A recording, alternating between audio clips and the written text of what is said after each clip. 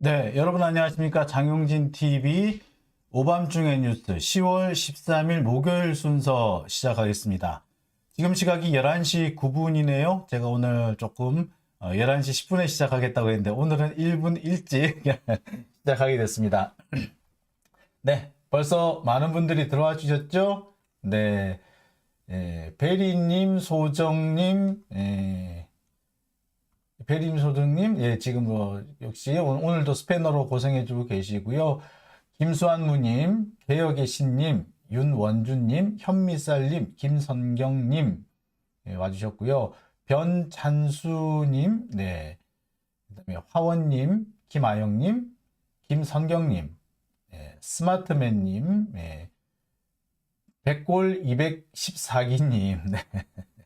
네, 힘찬 개혁님이신 것 같죠? 예. 네, 클로이님, 네, 다들 또 와주셨습니다. 자, 여러분 모두 감사드리고요. 오늘도 제가 준비한 얘기 차근차근 좀 풀어나가 볼까 합니다. 요즘, 참, 이, 윤석열 정권 하는 거 보면 하루도, 좀, 경상도식 표현으로 빠꼼한 날이 없어요.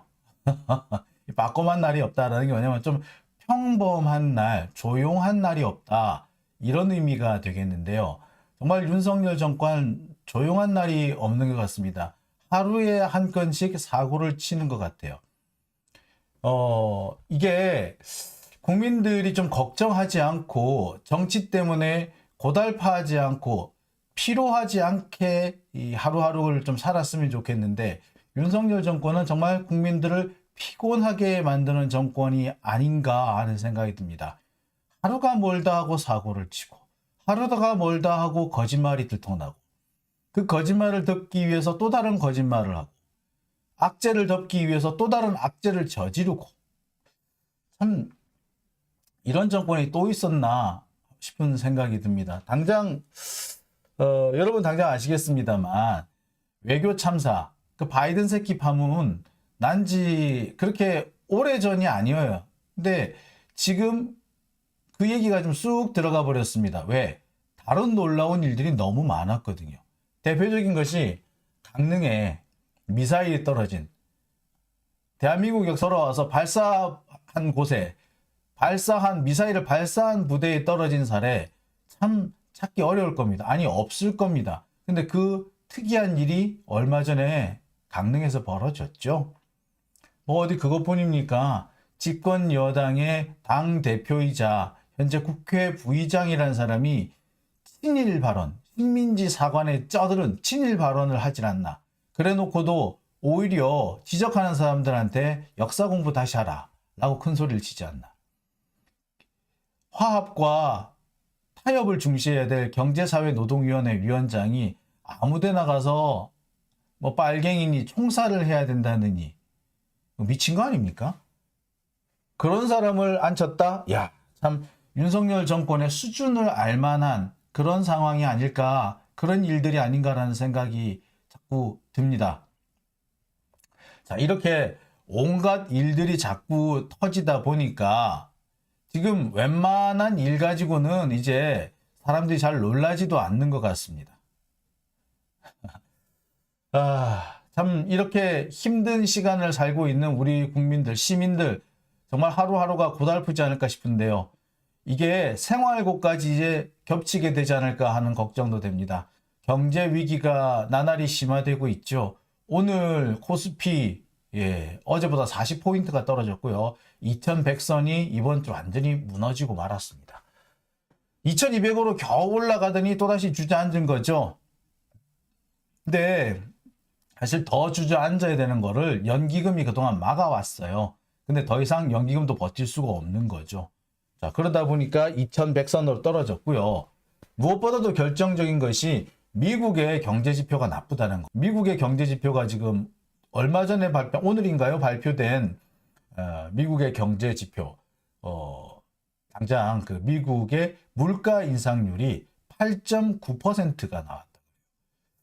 조금 떨어졌죠? 9%가 넘었던 물가 인상률인데 8.9%면 좀 떨어지기는 했습니다. 좀 떨어지긴 했지만 이 정도면 글쎄요, 상당히 심각한 수준이에요, 사실은. 예. 사실 매우 심각한 수준인데, 예, 버퍼링이 또 걸리나 보죠. 자, 그런 상황이 계속되고 있고요. 미국이 경제가 어렵다 보니까 전 세계로부터 지금 자기들을 자국으로 돈을 끌어들이기 시작을 하고 있습니다. 예. 그러니 어떡하겠어요? 지금, 지금 할 수 있는 거로고는 참, 어, 뭐, 대한민국 정부로서는 할 일이 딱히 없어요. 할 수 있는 선택지가 없다라고 해야 될까요? 선택지가 없는 상황이기 때문에 참 이 경제 위기 이 어떻게 극복해야 될지, 예, 이 경제 위기 때문에 우리 서민들이 또 많이 고생을 하게 되지 않을까. 벌써 고생하고 있죠. 예. 미국이 금리를 올리니까 지금 대한민국 금리가 많이 올랐어요. 지금 3%인데 엊그저께 또 올렸잖아요. 그러다 보니까 당장 서민들이 힘들지 않을까라는 생각이 들어요. 어디에서는 영끌한 젊은 부동산 젊은이들이 부동산 산 젊은이들이 힘들 거다. 영끌한 사람들이 힘들 것 같다는데 영끌 안 하더라도 사실 힘들어요. 영끌한 사람들이야 하지 말라는 거를 문재인 정부에서 그렇게 말렸지 않습니까? 빚내서 지금 집 사면 안 된다고 말렸잖아요. 근데 그걸 굳이 억지로 정말 영혼까지 끌어넣어서 부동산 투기를 하다가 어떻게 보면 이렇게 지금 그 날벼락을 맞은 건데 지금 영끌이 문제가 아니고 보통의 일반 기업이라든지 보통의 서민들 그렇게 빚내서 집을 사지도 않았던 이런 사람들까지도 매우 힘겨운 상황에 처하게 됐습니다. 자, 이런데 윤석열 정부는 지금 그런 힘겨운 상황, 우리 서민들의 어려움은 아는지 모르는지 자신들의 권력을 강화하기 위해서, 권력 기반을 확충하기 위해서 그저 정적을 후려잡는 데에만 모든 신경을 다 쓰고 있습니다. 정의를 바로 세우고 나쁜 놈들 벌주라고 준 검찰권을 정적을 후려잡는 데, 정적을 탄압하는 데 쓰고 있습니다. 그러면서도 그게 정의랍니다. 참. 과연 정의인지, 그렇다면 나쁜 짓을 한 검찰 출신 변호사들, 이런 사람들은 왜 그냥 두는 건지, 궁금합니다. 제가 지금, 쌍방울과 관련된 취재를 진행하고 있는 중입니다. 쌍방울 각 계열사의 등기부 등본을 모두 떼가지고 그동안 쌍방울을 거쳐간 정관계 유력 인사 그리고 검찰 법조계 유력 인사들을 모두 털고 있습니다. 별의별 사람들이 다 나오더군요. 그 중에는 지금 현재 이름까지는 확인했고 생년월일까지 확인했습니다만 동일인인지 마지막으로 확인해보는 절차가 남긴 남았습니다. 반기문 전 유엔 사무총장의 동생도 쌍방울을 거쳐갔다는 사실을 제가 봤습니다. 이름이 다 드러나오더군요. 이름이 반기호이더군요. 아니면 아니라고 연락 주십시오. 제가 바로 정정하겠습니다. 그뿐만 아닙니다. 친박연대의 무슨 대표를 했던가요? 이규택 씨인가? 이런 분도 계시고요. 그 다음에 이인재 전 의원의 비서를 했다는 분들도 계시고요. 그 다음에 국회에서 국회 대변인을 했다는 사람도 계시고요. 어마어마합니다. 화우, 그 다음에 법무법인 화우, 그 다음에 법무법인 광장, 이런 데에도 나옵니다. 그러니까 태평양은요, 이재명하고 관계가 있다기보다 사실은 윤석열, 특히 그 중에서도 박영수와 관련이 있는 곳이다 라고 보는 게 더 정확할 것 같아요. 검찰 출신 정관 변호사들이 수두룩하고요. 박영수 전 특검과 연관된 사람이 두 사람이나 나오더군요. 맹주천 변호사라는 사람하고 또 한 사람이 누구더라? 이래가지고 법무법인 강남을 거쳐 법무법인 강남 혹은 들이 계시더군요. 정말 놀랐습니다. 자, 이런 상황에서 이걸 어떻게 쌍방울을 어떻게 이재명과 연결시킬지 박영수를 제외하고 또 이게 화천대유랑 연결이 되더라고요. 쌍방울이. 예. 박영수를 제외하고 화천대유를 제외하고 어떻게 이재명과 연결시킬지. 아시다시피 화천대유는 누구랑 연결이 되어 있던가요? 예, 윤석열과 더 많이 연결이 되어 있고, 예, 그뿐만 아니라, 예, 저기 누굽니까? 예. 지금 국민의힘의 그 모 의원, 예, 감옥에 들어갔다 나오신 분, 예, 그분하고도 연결되고, 예, 50억 클럽이 다 그런 분들 아닌가요? 자, 그런데 그런 것들을 다 어떻게 피해서 유독 이재명하고만 연결시킬지, 예, 한번 보겠습니다. 검찰이 지금 별생 쇼를 다 하는 모양인데 어디까지 가는지 한번 보죠. 예. 한 가지 분명한 것은 이들이 현재 하고 있는 것은 명백한 정치 탄압이자 명백한 정적 제거라는 것. 수사권을 가지고 자신들의 권력을 강화하는 데 악용하고 있는 거다. 라는 점을 분명히 해보겠습니다. 자, 오늘 제가 준비한 얘기 소개부터 해드리겠습니다. 윤석열 지지율, 예, 또 18%가 나왔습니다.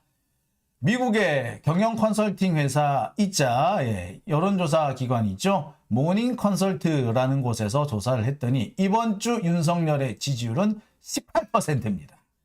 영국 총리와 꼴찌 경쟁, 지난주에 이어서 꼴찌 경쟁을 하고 있습니다. 지지율에서는 조금 앞섰는데 부정평가가 훨씬 많아가지고 여전히 윤석열이 당당한 꼴찌를 기록하고 있는 중입니다. 자, 구체적인 수치하고요. 뭐 자세한 내용은 제가 곧 설명을 드리겠습니다. 자, 두 번째 주제는요. 강릉 얘기입니다. 자, 제가 며칠 이 얘기를 강릉 미사일 사고 얘기를 하면서 뭔가 수상하다. 공군이 뭔가를 숨기고 있다. 뭔지 모르겠지만 숨기고 있다. 그리고 강릉에 추락한 미사일은 단순히 이 부대 내에 있는 골프장에 떨어진 것이 아니라 골프장은 골프장인데 바로 옆에 관사가 있었을 거다. 라고 말씀을 드렸었죠. 그랬는데 실제로 오늘 확인이 됐습니다. 그 미사일이 어디 떨어졌다고요? 예. 유류고에 떨어졌습니다. 이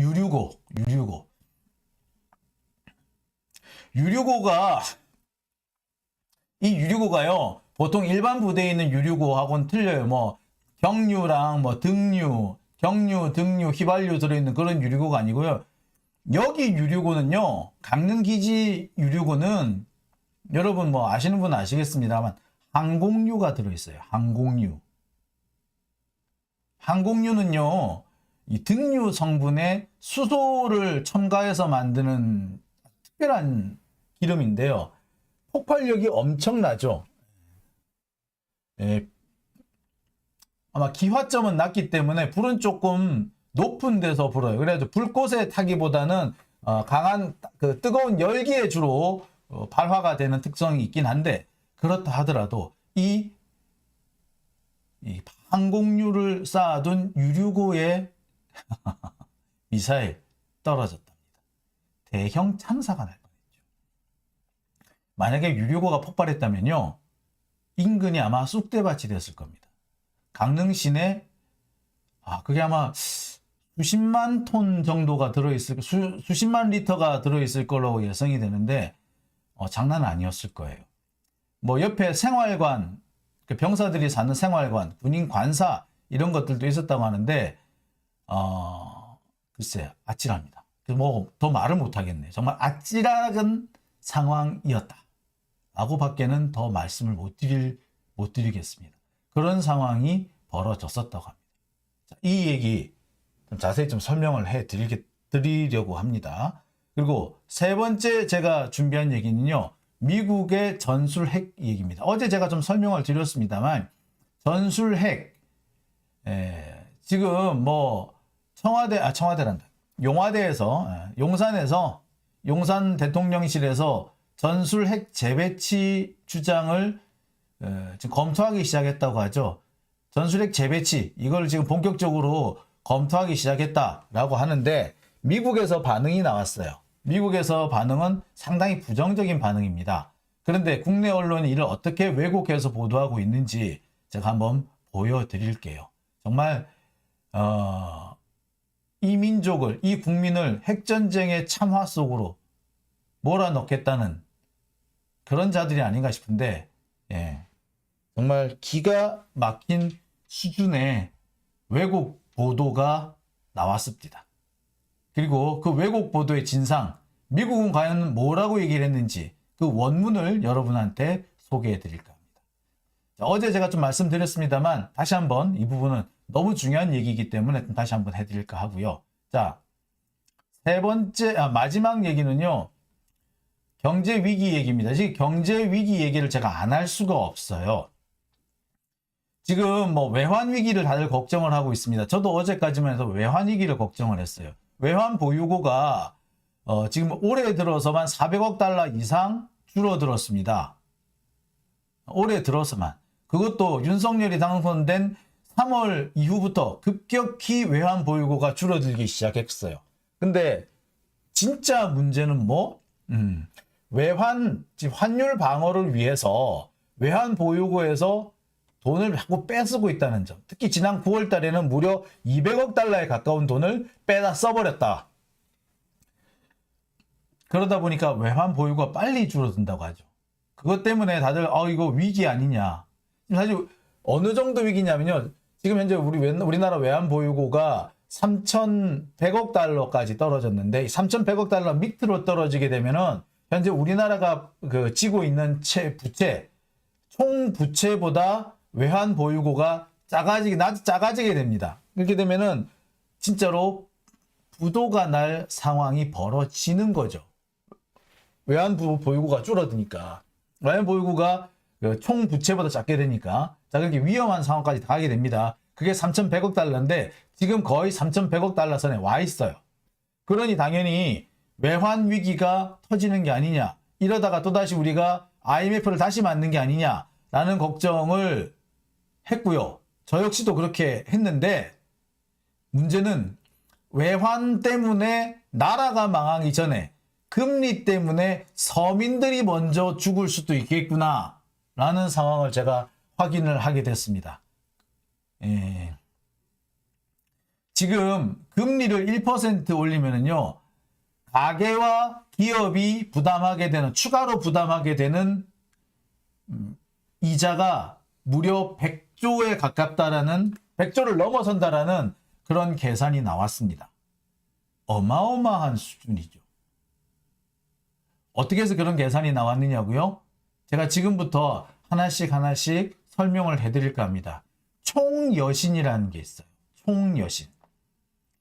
은행하고 뭐 생명보험사라든지 저축은행이라든지 뭐 새마을금고라든지 이런 금융기관들이 빌려준 돈, 이게 이제 총여신 아니겠습니까? 그 총여신이 지금 어느 정도 되느냐? 4천조 정도 됩니다. 4천조. 놀라셨죠? 4천조. 이 중에 가계부채가 약 2천조 정도 됩니다. 어쨌거나 총 여신 비율이 4천조다. 그럼 금리가 1% 오르면은 추가 이자 부담이 얼마? 40조. 그러면은 만약에 2%가 올랐다? 그러면 80조. 자, 그런데 지금 기준금리가 2% 올랐지 시중금리는 그보다 더 올랐어요. 3%, 4% 올랐다는데 지금요 은행금리 7%, 8% 하는 데가 두둑합니다. 그러면은 작년까지만 해도 우리 은행금리가 4.5% 정도 그랬거든요. 근데 지금 8%, 3.5%나 지금 증가를 해버렸습니다. 그렇게 되면은 가게나 기업이 부담해야 될 이자는 얼마? 네, 그것만 120조가 넘죠. 거의 150조 가까이 되네. 추가 부담이 그렇다고요. 추가 부담이. 기존 부담이 아니라 추가 부담이. 이거 그냥 둘 일인가요? 아니죠. 외환위기 나기 전에 서민들의 생계가 망가질 가능성이 커졌다라는 얘기. 제가 좀 해드려야 될 것 같습니다. 정말 우리 충격에 대비해야 될 상황이 왔습니다. 제가 이렇게 그렇게 경제 전문가가 아니에요. 경제 전문가가 아닌데 제가 수치를 딱 봐도 이 수치를 보면 이게 진짜 그 수치라면 심각하다라는 걸 바로 알겠어요. 그런데 지금 전문가라는 사람들하고 소위 말하는 경제신문이라는 사람들하고 경제 전문가라는 기자들하고 입을 쳐닫고 있습니다.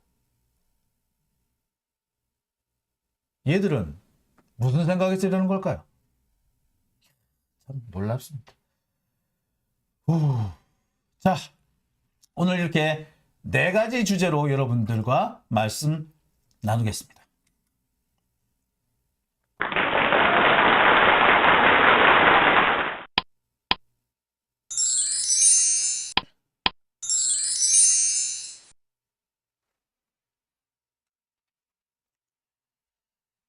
자, 첫 번째 이야기로 들어가겠습니다. 윤석열 지지율 18%가 나왔답니다.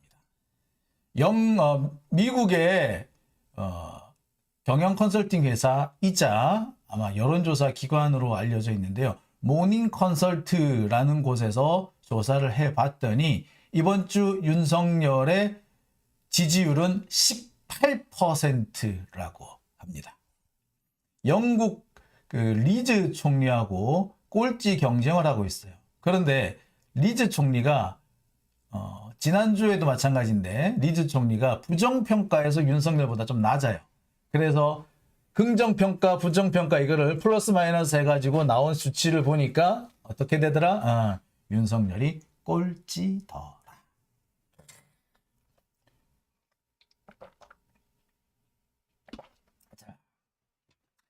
그래서 역시 22개 주요 국가 중에서 윤석열은 꼴찌였다라는 얘기 지금부터 설명을 해드릴까 합니다. 자, 근데 뭐 18% 자꾸 얘기를 하니까 내 그거 기사 못 봤는데 진짜 계속 그거 나오는 거 맞아? 모닝 컨설트 여론조사 기사가 2주 전부터 완전히 사라졌습니다. 아시다시피 모닝 컨설트 여론조사 결과가 상당히 좀 짜게 나오죠. 윤석열로 봐서는 상당히 기분 나쁠 정도로 안 좋게 나옵니다. 뭐 다른 데서는 30%도 나오고 그러는데 모닝 컨설트는 18%, 17% 이렇게 나오니까 아마 기분 나빴겠죠.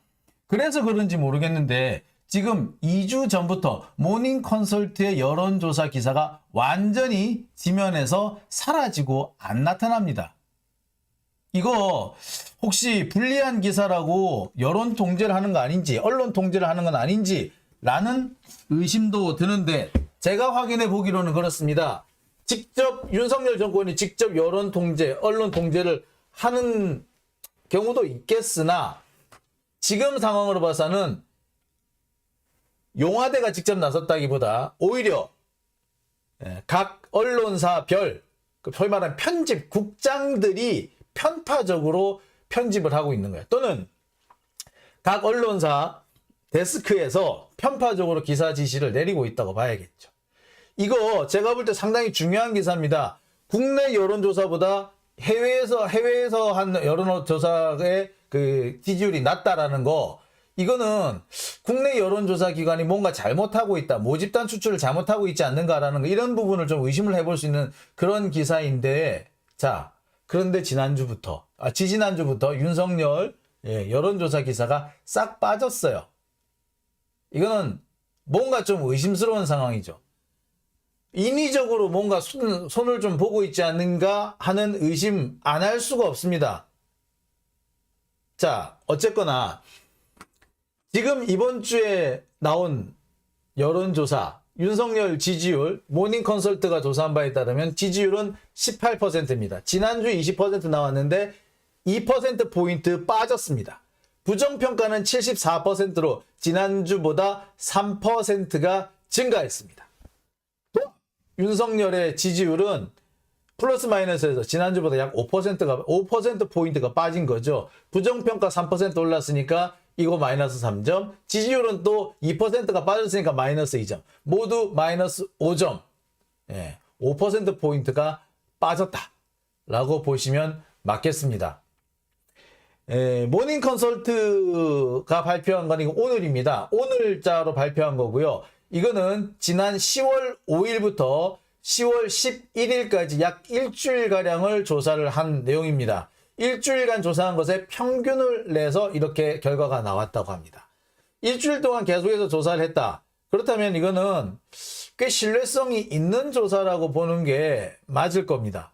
그럼에도 불구하고 이 조사 결과가 빠졌다. 예. 의도적으로 뺐다라고 밖에 볼 수 없는 거죠. 친윤 언론들, 뭐 대부분은 지금 우리나라 웬만한 언론 다 친윤이에요. 예. 친윤 언론들이 일부러 윤석열의 불리한 기사를 내보내지 않고 있다. 기사를 일부러 안 쓰고 있다. 그런 의심을 할 수밖에 없는 상황입니다. 지금 어쨌든 지금 상황은 그래요. 미국 컨설팅 업체 모닝 컨설트가 오늘 발표한 윤석열 지지율은 18%. 자, 이게 어느 정도냐면 영국의 리즈 트러스 총리하고 꼴찌 다툼을 하는 매우 낮은 수준입니다. 지지율은 트러스 총리가 좀 낮아요. 16%. 윤석열보다 마이너스 2%가 적죠. 그럼에도 불구하고 부정평가가 윤석열이 3%가 많았어요. 결국 1%포인트 차로 윤석열이 꼴찌를 하게 됐습니다. 근데 여러분, 영국 총리 얘는 도대체 뭔데 어떻게 윤석열보다 못하게 나오냐? 얘는 뭐냐? 예, 이유가 있습니다. 영국 총리가 이렇게 지지율이 낮은 이유는요, 부자 감세 때문입니다. 영국도 기업과 부자들에 대한 세금을 깎아주려다가 국민적 저항을 맞이하게 됐고요. 그 결과 리즈 총리의 지지율이 16%까지 떨어지게 된 겁니다. 우리랑 좀 비슷하죠? 우리는 지금 재벌 감세, 슈퍼리치 감세를 해주고 있지 않겠습니까? 뿐만 아닙니다. 리즈 총리 같은 경우는 개인적으로 이렇게 도덕성과 관련된 지적이 좀 나오고 있죠.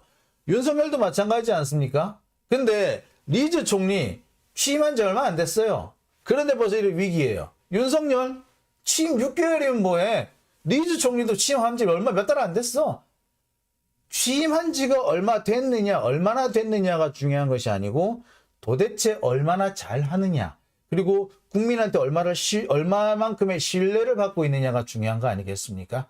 그런데 윤석열도 그렇고 영국의 리즈 총리도 그렇고 전 세계 22개 주요 국가들 중에서 꼴찌를 다퉈야 할 정도로 국민들의 신뢰를 잃고 있다. 그건 물러나야지. 그죠? 영국은 내각제니까 아마 불신임 투표하면은 쫓겨날 거예요. 근데 우리나라는 이 윤석열을 끌어내리려면 탄핵을 해야 되니, 참, 깝깝스럽습니다. 또 촛불 들어야 되잖아. 참, 답답하네요. 자, 어떤 분들이 그런 얘기를 하십니다. 윤석열 탄핵할 정도는 아니지 않나? 아니요. 탄핵이라는 거는요, 제가 전에도 말씀을 드린 적이 있습니다만, 징계 중에서 파면과 비슷한 수준이다라고 보시면 됩니다. 그래서 이 사람이 파면해야 될 정도의 심각한, 그 정도로 심각한 문제가 있다면, 형사처벌이 이르지 않더라도 파면을 해야 될 정도의 문제가 있다면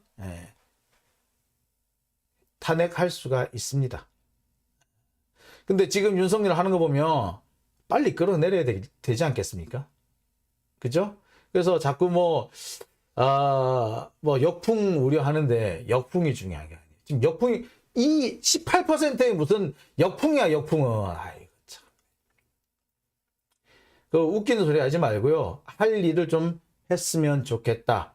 특히 민주당, 이제 좀 자꾸 이렇게 겁먹고 뒤로 물러서지 말고 좀 할 일을 했으면 좋겠다. 라는 생각을 해봅니다. 제발 부탁입니다. 할 일을 하십시오. 자, 다음 얘기 넘어가 볼까요?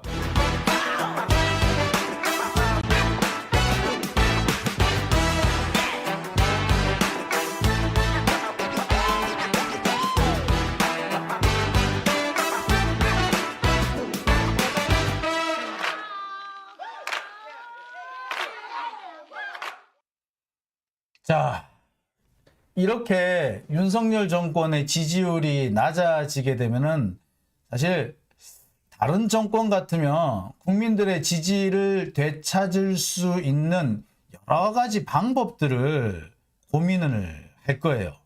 그런데 지금 윤석열 정권은 어떻게 하고 있습니까?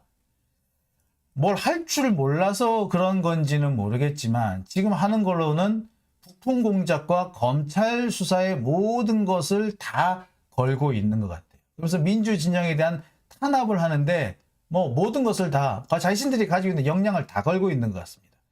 검찰이 되다 보니까 할 수 있는 거는 수사권을 휘두르는 것밖에 없는 것 같아요. 수사권 휘두르는 것밖에 몰라. 그러니까 뭐 하나 꼬투리를 잡아서 수사권으로 잡아뜨리고 나면은 아무도 자신들한테 덤비지 못하겠지. 뭐 이렇게 생각하는 것 같아요.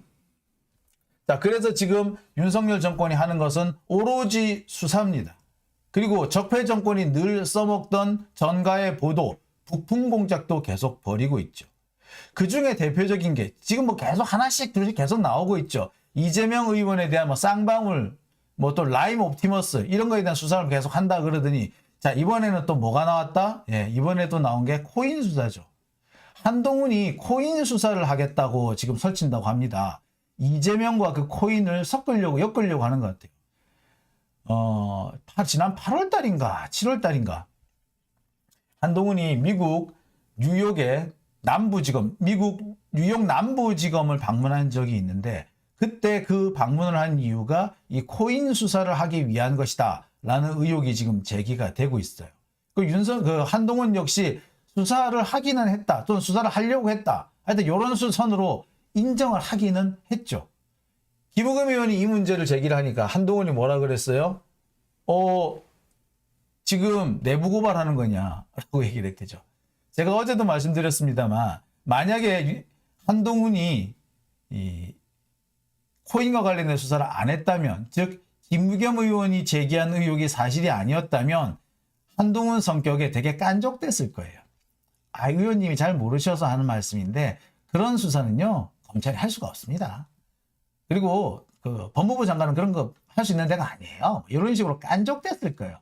그런데 대선안에 갑자기 뭐 지금 내부 고발하신 겁니까? 라고 했다는 그 말 자체에서 이미 무엇을 할 수 있다? 예, 수사를 하긴 했구나.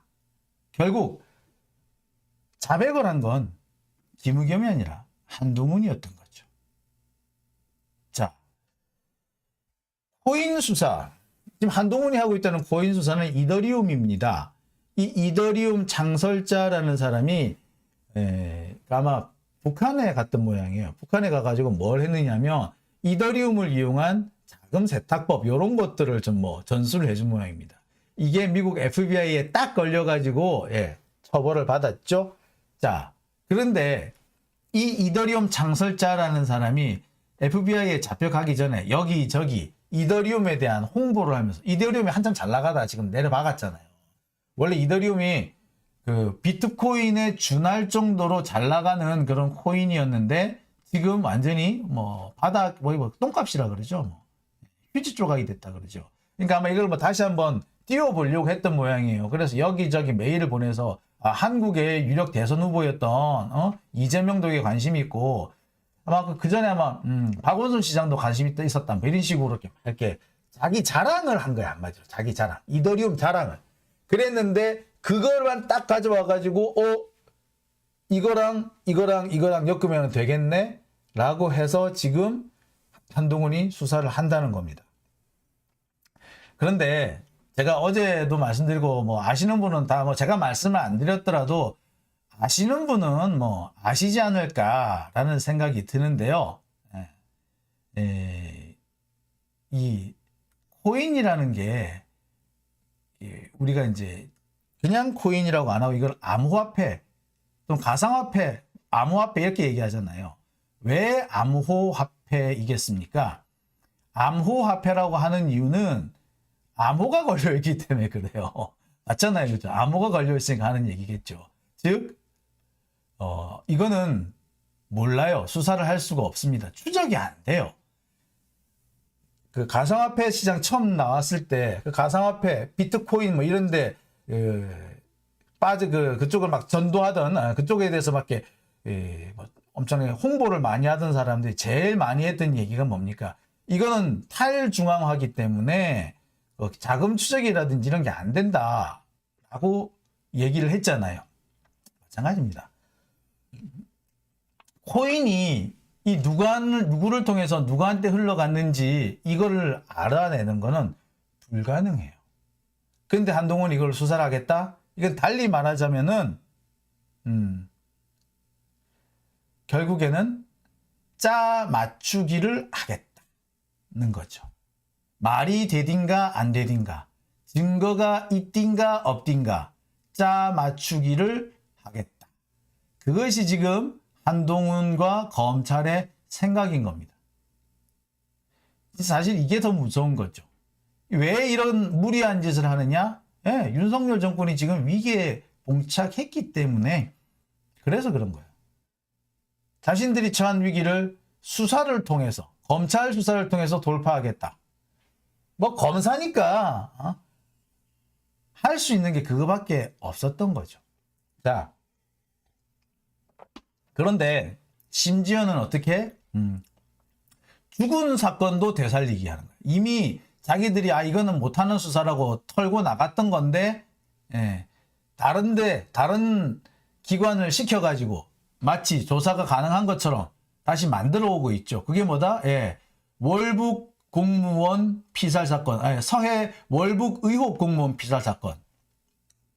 사실 이 사람 월북하려고 했던 거 맞잖아요. 지금 서해 공무원 피살 사건이라 그러는데 월북 의혹 공무원 피살 사건이에요. 월북하려다가 북한한테 오히려 사살당한 사건인 거 아니에요. 그죠? 근데 이거에 마치 문제가 있는 것처럼 아니 사살을 우리가 했나 북한이 했지? 그리고 뭐 이 사람이 월북을 하려고 그랬든 아니면 미끄러졌든 총을 쏜 거는 북한이 쏜 거잖아. 근데 왜 이거를 왜 문재인 대통령을 수사를 한대? 말이 안 되는 얘기죠.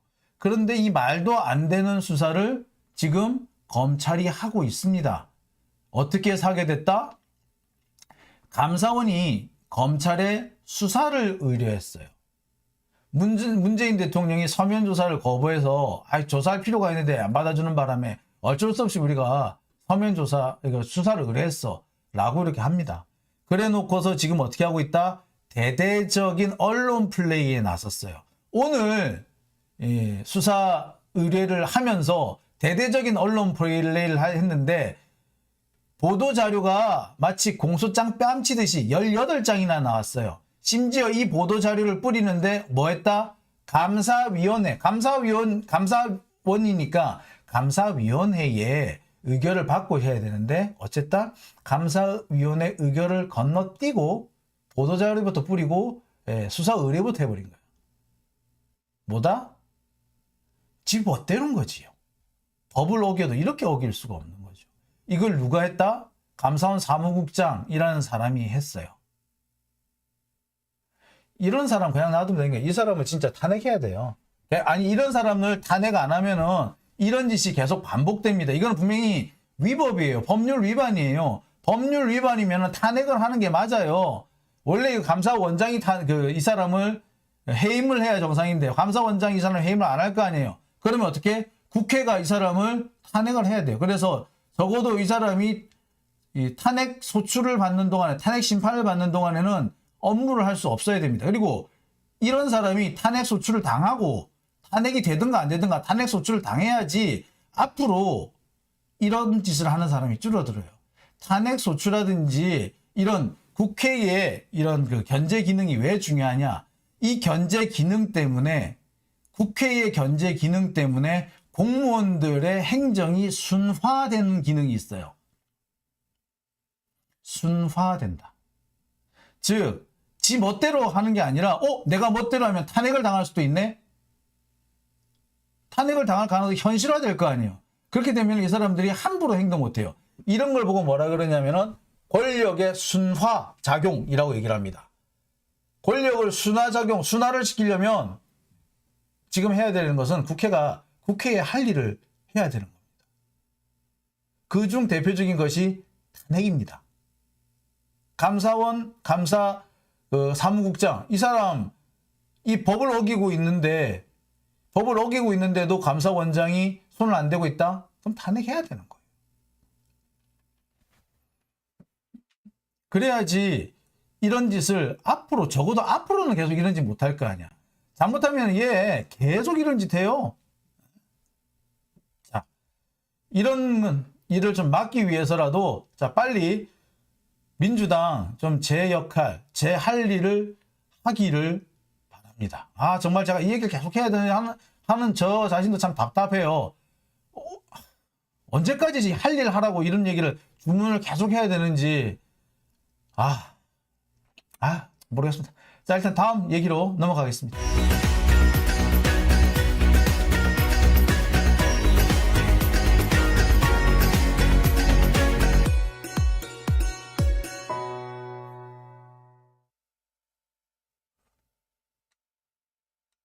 네, 두 번째 주제는요. 두 번째인가? 예, 다음 주제는 강릉 미사일 사고 소식입니다. 그동안 강릉 미사일 추락 사고와 관련해서 제가 여러 가지 의혹을 제기를 했습니다. 이 떨어진 위치가 군 발표로는 골프장이다라고 하는데 골프장에 떨어졌다면 바로 사실 군인 관사 옆이다. 그리고 병사들 생활관도 있다. 뭐 이런 얘기, 그 다음에 그 옆에 교회도 있다. 뭐 이런 얘기 막 제가 했었는데 사실로 확인이 됐습니다. 이번에 떨어진 곳이 확인이 됐는데 정말 충격적이게도 이 미사일이 추락한 곳은 유류고였습니다. 유류고. 어처구니가 없었어요. 그런데 떨어진 곳이 유류고다라는 얘기를 듣고 나니까 싶습니다. 왜 공군이 그동안 이 미사일 추락과 관련돼 가지고 현장 공개를 안 했는지, 왜 뭐 엠바고니 이런 거 하면서 국민들한테 알리지 않고 숨기려고 했는지 이유를 알겠더라고. 자, 여러분 혹시 기억하십니까? 사고가 난 직후에 공군의 발표, 폭발도 화재도 없었다. 아니, 그런데 우리 다 봤잖아요. 에? 폭발이 나가지고 불이 훨훨 타는 장면 우리 다 봤지 않습니까? 강릉 그 밤을 환하게 밝혔던 그 불길은 도대체 뭔데? 도대체 그 불길은 뭔데? 왜 폭발도 화재도 없었다라고 주장을 하느냐 말이에요. 이 말도 안 되는 얘기잖아요. 그런데 이렇게 뻔히 찍은 동영상이 있는데도 뭐 군이라든지 뭐 또 이렇게 극우 뭐 꼴통 유튜버들을 뭐랬냐면 이 동영상이 한국이 아니라 강릉이 아니라 중국 텐진이다 뭐 이런 어거지까지 막 썼죠. 자, 그런데 이 동영상을 찍은 강릉 시민이 이번에 나타나기도 했죠. 자, 그런데 다 좋아요. 불이 난 걸 누가 봐도 뻔히 불이 난 걸 아는데, 폭발도 화재도 없었대. 왜? 이건 뭔데, 그럼? 자, 그런데 공군이 폭발도 화재도 없었다라고 뻔히 불길이 치솟는 걸 모든 국민이 봤는데 없었다라고 발뺌을 한 이유, 유류고에 떨어졌기 때문이에요. 얘네들은 미사일이 떨어져서 불난 건 둘째였고 그 떨어진 데가 유류고인데 유류고가 폭발 안 했고 유류고에서 불이 안 났으니까 됐다. 그래서 폭발도 화재도 없었다 라고 말한 거였던 겁니다. 얘들이 굳이 폭발도 화재도 없었다. 아니 이 불 났잖아. 이 폭발한 거잖아. 그런데 그게 아니고 하여튼 폭발도 화재도 없었어요 라고 어거지를 쓰고 우길 수 있었던 건 뭐다? 떨어진 데가 유류고였기 때문에. 유류고는 폭발 안 했고 유류고에 불 안 났잖아. 진짜 유류고가 폭발했거나 발라서 큰일 날 뻔했거든. 진짜 큰일 중에 진짜 무시무시한 일이 벌어졌을 거예요. 그런데 그건 아니잖아. 그러니까 얘네들은 유류고가 살아남았어. 다행이다. 유류고는 폭발도 안 했고 화재도 없었어. 그러니까 화재도 폭발도 없었다 라고 얘기를 한 겁니다. 이제 보니까 공군이 그래서 이딴 소리를 했구나. 이 뻔히 불난 영상을 보면서도 불 안 났다, 폭발 안 했다. 아, 얘들 뭔 소리를 하나 했더니 이게 그 소리였던 겁니다. 참, 아찔하죠. 그러니까 아마 제가 볼 때 이 과정은 그래요. 공군에서는 이런 상황이 왜 생기냐. 어떻게 보면 이게 앞뒤가 안 맞는 말이잖아. 말이 안 되는 얘기인데 이 말이 안 되는 얘기를 하게 된 거는 아마 이런 것 같아요. 공군에서는 사실대로 공개를 하려고 했는데 합참이나 합참 작전사령부 쪽에서 또는 국방부 공보실 이런 데서 이것을 축소하려고 이렇게 마사지를 하는 과정에서 유류고라는 거를 싹 드러내다 보니까 원래 보도자료 원문에서 유류고 부분을 싹 드러내다 보니까 이런 사태가 나지 않았느냐. 예, 가끔가다 그런 경우가 있습니다. 예, 제가 정원장교 출신이잖아요. 그래서 분명히 일선 정원장교는 잘 써서 가지고 갔는데, 야, 유류고 빼. 이래가 유류고를 빼버려. 그렇게 되면은 유류고에서 폭발도 화재도 없었다는데 유류고를 빼니까 폭발도 화재도 없었다라는 말이 되죠. 근데 화재는 있었잖아. 폭발도 있었고. 그래서 전혀 앞뒤 말이 안 맞는 보도자료가 나가게 되는 거예요. 그런 경우가 왕왕 있었거든요. 저 같은 경우도 몇 번 당했어요. 그래서 유류고 요것만 빼라고 하는데 유류고 요거 싹 빼버리게 되면 단어 하나를 빼게 되면 전체 말이 틀려지잖아. 그러면 보도자료 다시 쓰고 있는데 야 그것만 빼라 그랬는데 왜 뭐 손대고 있어 빨리 내놔 라고 해요. 그럼 어쩐다? 어쩔 수 없이 말도 안 되는 보도자료를 그냥 내버려. 그러면 이런 사태 생기는 거지. 제 추정엔 그렇습니다. 근데 아마 맞을 거야. 자, 어쨌거나 오늘 사진이 강릉 미사일 추락 현장 사진이 공개됐습니다. 아마도 미사일이 쭉 이렇게 쓸려간 것 같아. 그죠? 아마도 여기 보면은 이렇게 쭉 쓸려간 것 같아요. 이렇게 쭉 쓸려갔던 것 같습니다.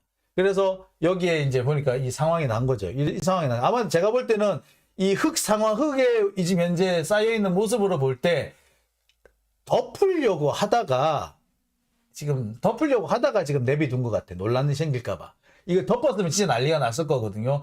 사고 은폐다 뭐 이런 얘기가 나왔을 거예요. 그러니까 사고 은폐 뭐 이런 얘기를 안 하려다 보니까 아마 파다가 뭐 중간에 덮다가 이걸 뭐 중간에 그만두지 않았나 생각이 드는데, 자 보세요.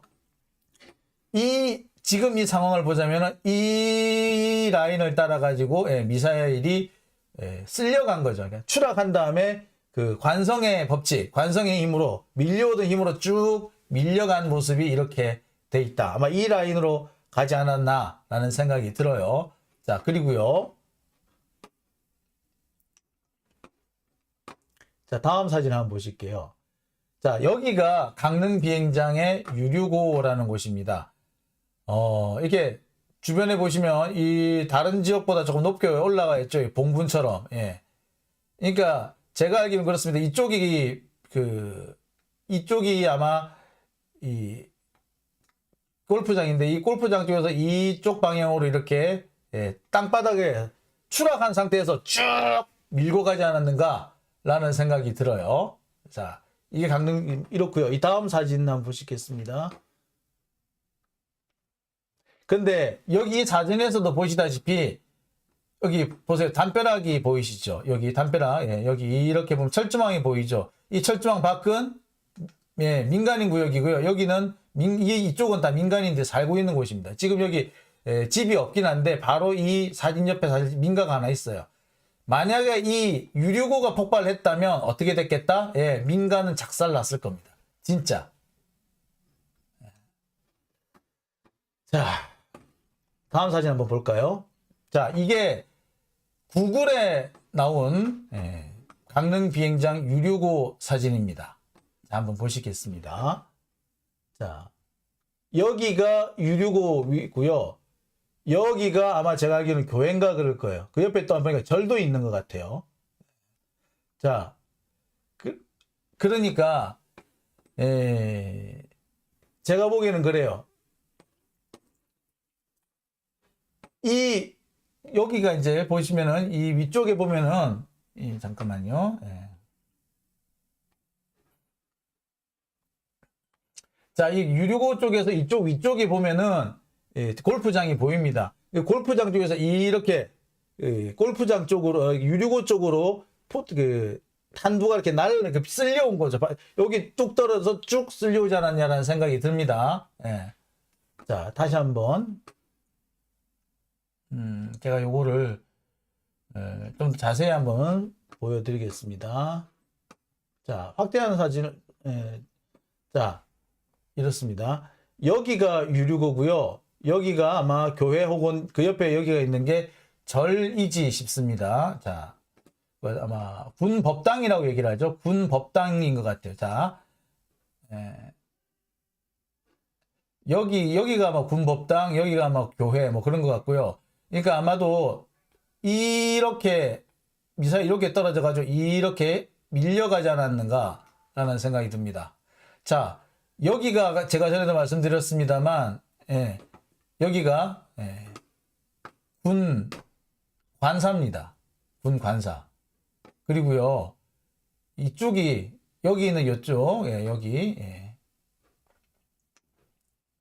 여기 이쪽 여기가 일반 사병들의 생활관 생활시설이 있는 곳입니다. 자, 그런데 여기 보세요. 여기에 골프장이 떨어져 가지고 이 유류고까지 이렇게 튕겨갔다. 그러면은 여기도 병사들이 살고 있는 생활관도 여기에 있는 군인 관사도 정말 아작이 났을 겁니다. 이 폭발이 안 됐기 때문에 불이 안 났기 때문에 다행이지 정말 대형 참사가 날 뻔했던 겁니다. 정말 초대형 참사가 날 뻔했어요.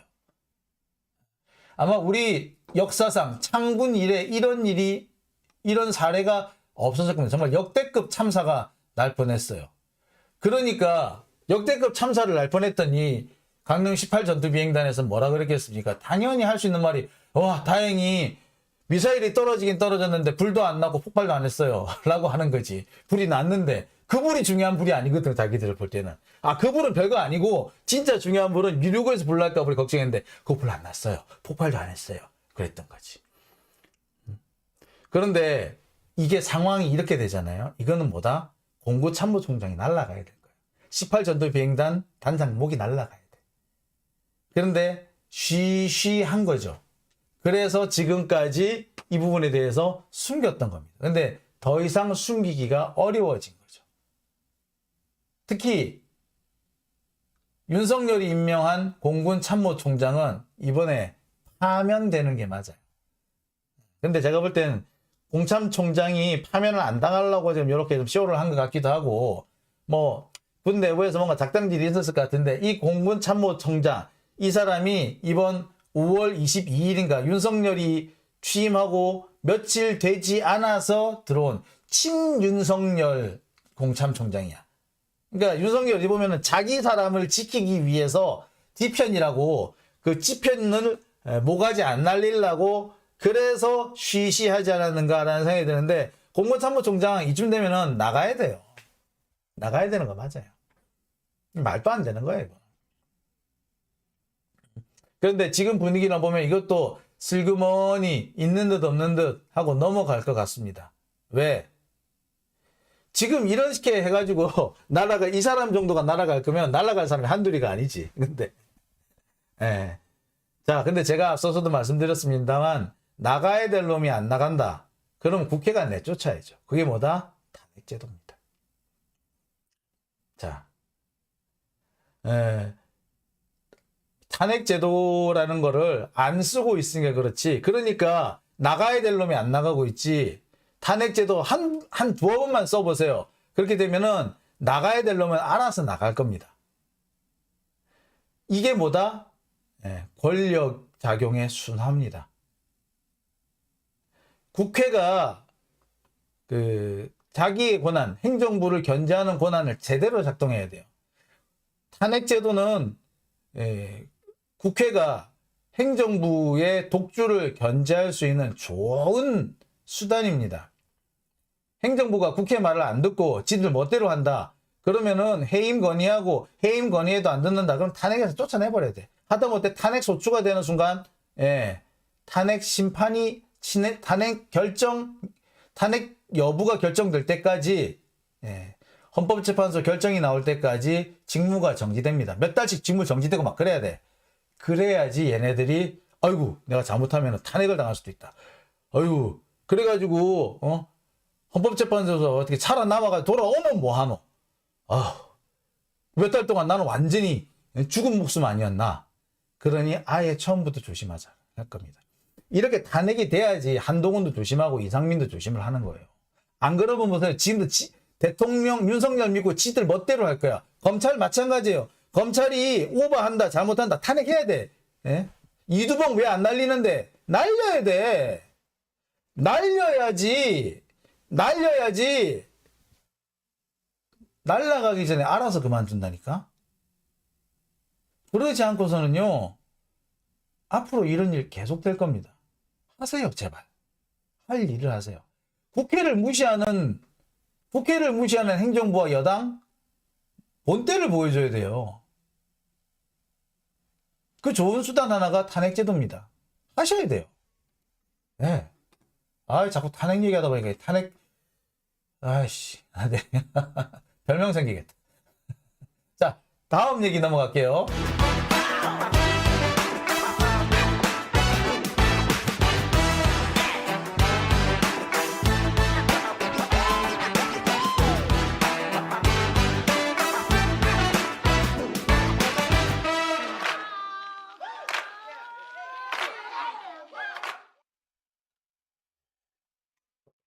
자, 다음 주제, 세 번째 주제는 미국의 전술핵 얘기입니다. 이게 뭐 기계 얘기할 필요 없이 본론으로 바로 들어가겠습니다. 어제 한 신문에 이런 기사가 났습니다. 대통령실과 여당 전술핵 재배치 논의 착수했다. 전술핵 배치 이미 논의가 시작됐다. 자, 이런 기사가 어제 났어요. 전술핵 배치 얘기가 이미 시작됐다. 대통령실에서 이미 했고 추진 전술핵 재배치를 위한 기반을 다지기 하고 있고 단순히 당정 논의 수준이 아니고 용산과 그러니까 대통령실과 여당이 전술핵 재배치에 대해서 이미 인식을 어느 정도 공유했다. 인식을 공유했다? 예, 합의가 끝났다는 얘기죠. 지금 그래서 여당정 협의를 하는 게 아니라 합의는 끝났고 미국하고 얘기하는 것만 남았다. 우리 입장은 정해졌다. 전술핵 재배치 라고 얘기를 한 겁니다. 자, 이게 되게 충격적인 어떻게 보면 되게 충격적인 얘기예요. 근데 이 충격적인 보도가 나가자마자 바로 이어서 이런 보도가 나옵니다. 미국에서 이런 보도가 나오는데 미국도 전술핵 재배치에 대해서 어느 정도 입장 변화, 약간 동의하는 방향으로 입장 변화를 한 것 같다라는 기사가 나왔어요. 자, 이거는 뉴스원 기사인데 뭐라고 뜨는지 보세요. 미국이 이 전술핵 재배치와 관련해 가지고 구체적인 입장 표명을 자제했는데 이렇게 미국이 구체적인 입장 표명을 자제한 것은 최근 북한이 이런 미사일을 막 쏴오고 쏘고 했기 때문에 그런 만큼 북한이 잇따른 도발을 감행한 만큼 입장 변화 가능성을 열어둔 것으로 읽힌다. 자, 여기서 알 수 있는 거 미국이 전술핵 재배치와 관련해서 구체적인 표현을 안 했어.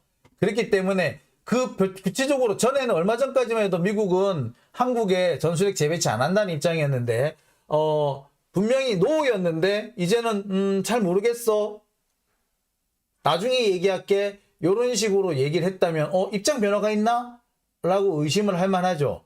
자, 뉴스원의 보도는 이런 내용이었습니다. 그런데 제가 확인을 해보니까 이 뉴스원의 보도는 엉터리였습니다. 구체적인 표현을 안 했다는 얘기는 한편으로 보자면은 입장 변화 가능성을 의미하는 것이기도 합니다만 한편으로 보자면 완곡하게 그거 아니야 그런 거 아니야 라고 얘기를 한 건데 그걸 구체적인 표현을 안 했다라고 생각을 할 뿐인 경우도 있죠. 그러니까 구체적인 표현을 안 했다는 건 되게 여러 가지로 해석이 가능한 건데 미국에서 한 말, 미국 사람이 한 얘기, 백악관에서 한 얘기를 구체적으로 좀 확인을 해봤습니다. 뭐라고 얘기를 했느냐? 미국 기자가 백악관에서 물어봤어요. 한국에서 전술핵 재배치 요구가 나오고 있는데 미국의 입장은 뭡니까? 그러니까 이 사람이 미국 백악관 그 대변인이 뭐라고 했냐? 한국 정부 그런 얘기를 진짜로 했어요? 그러니까 만약에 했다면 동맹국의 입장이라든지 그 희망 사항은 한국 측이 얘기하도록 놔둬야 되는 거 아닐까요? 자, 여기 중요한 얘기. 동맹국의 입장과 희망. 한국의 희망과 입장이다라는 말이죠. 그거는 한국의 입장과 희망이니까 한국이 말하게 냅둬라. 백악관에 물어보지 마라. 이 말이죠. 그러면서 뭐라고 얘기했다? 한국 측이 했을 수도 있는 요청에 대해서는 한국에 물어봐라. 자, 우리는 그런 말 하기 싫다. 한국 얘기잖아. 한국 쪽이 바라는 얘기잖아. 근데 왜 그거를 백악관에서 와서 물어? 이 말이죠. 그럼 뭐다? 달리 말해서, 야, 그 한국 쪽 하는 얘기 듣고 우리가 따라 해야 돼? 그 한국 쪽 얘기니까, 우리하고는 상관없어. 이거 그 얘기죠. 한국의 얘기는 한국 가서 물어봐라. 이 말이잖아. 한국에 그런 말 했어요? 그러면 한국 가서 물어봐야지. 이 얘기한 거잖아. 이게 구체적인 표현을 자제한 거예요. 표현을 구체적으로 안 하고 한국한테 물어봐라라는 식으로 이렇게 두루뭉술하게 넘어갔다 이렇게 해야 돼요? 아니지. 자신들의 입장을 이렇게 완곡하게 표현했지만 한국 얘기 한국에 나온 얘기는 한국 가서 물어봐. 우리하고 입장하고는 달라. 이런 얘기를 한 거죠. 말 그대로 한국을 매기지 않으면서 아주 유연하게 완곡하게 부인한 내용입니다. 그렇잖아요. 그죠? 자, 그뿐만 아니라 한마디 더 했습니다. 미국의 목표는 완전한 한반도의 비핵화다. 그리고 미국은 외교적 길이 있다고 믿는다. 이건 뭐예요? 외교적 길이 있다고 믿는다. 이거는 뭐야? 한국에 미사일 재배치, 전술 핵무기를 재배치하지 않더라도 해결할 방법이 있다. 그건 뭡니까? 전술핵 배치 안 한다는 얘기잖아. 근데 이게 구체적인 표현을 안 한 거예요. 구체적인 표현을 안 해서 입장 변화 가능성이 있다. 이렇게 할 수 있는 거예요? 아니죠. 뉴스원의 기사는 완전히 아전인수도 아전인수 아니까 왜곡이죠. 왜곡. 말도 안 되는 왜곡을 한 거죠. 말도 안 되는 왜곡. 이게 어떻게 구체적인 언급을 안 한 거야. 완곡하게 야 한국 개소리 하지 말라 그래. 이렇게 할 걸 한국 얘기는 한국 가서 물어보셔야죠. 이게 구체적인 표현을 안 한 거예요. 구체적으로 표현했네. 너 아니야! 라고 했다가 한국하고 좀 사이가 나빠질 수도 있으니까 한국의 얘기는 한국에 가서 물어보세요. 우리는 대답 안 합니다. 이 얘기한 거예요. 한국을 매기고 싶은데 노라고 얘기하면 정말 한국을 매겨버릴 수 있으니까 차마 그렇게는 못하고 완곡하게 얘기한 거잖아요. 그죠? 게다가 전술핵 재배치는요. 미국의 국익과 상당히 안 맞습니다. 미국의 싱크탱크에서 나오는 얘기를 그대로 하자면은 전술핵 재배치는 미국의 국익과는 상충된다. 라는 표현이 나옵니다. 왜? 미국은요. 핵 보유국이 늘어나는 것을 바라지 않아요.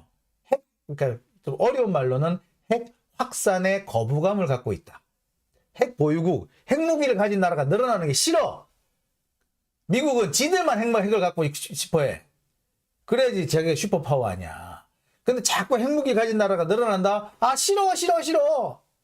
심지어 더군다나 북한 같은 이거 어디서 불러먹던 이상한 놈들이 미국하고 맞먹으려고 들어? 핵무기 가졌다고?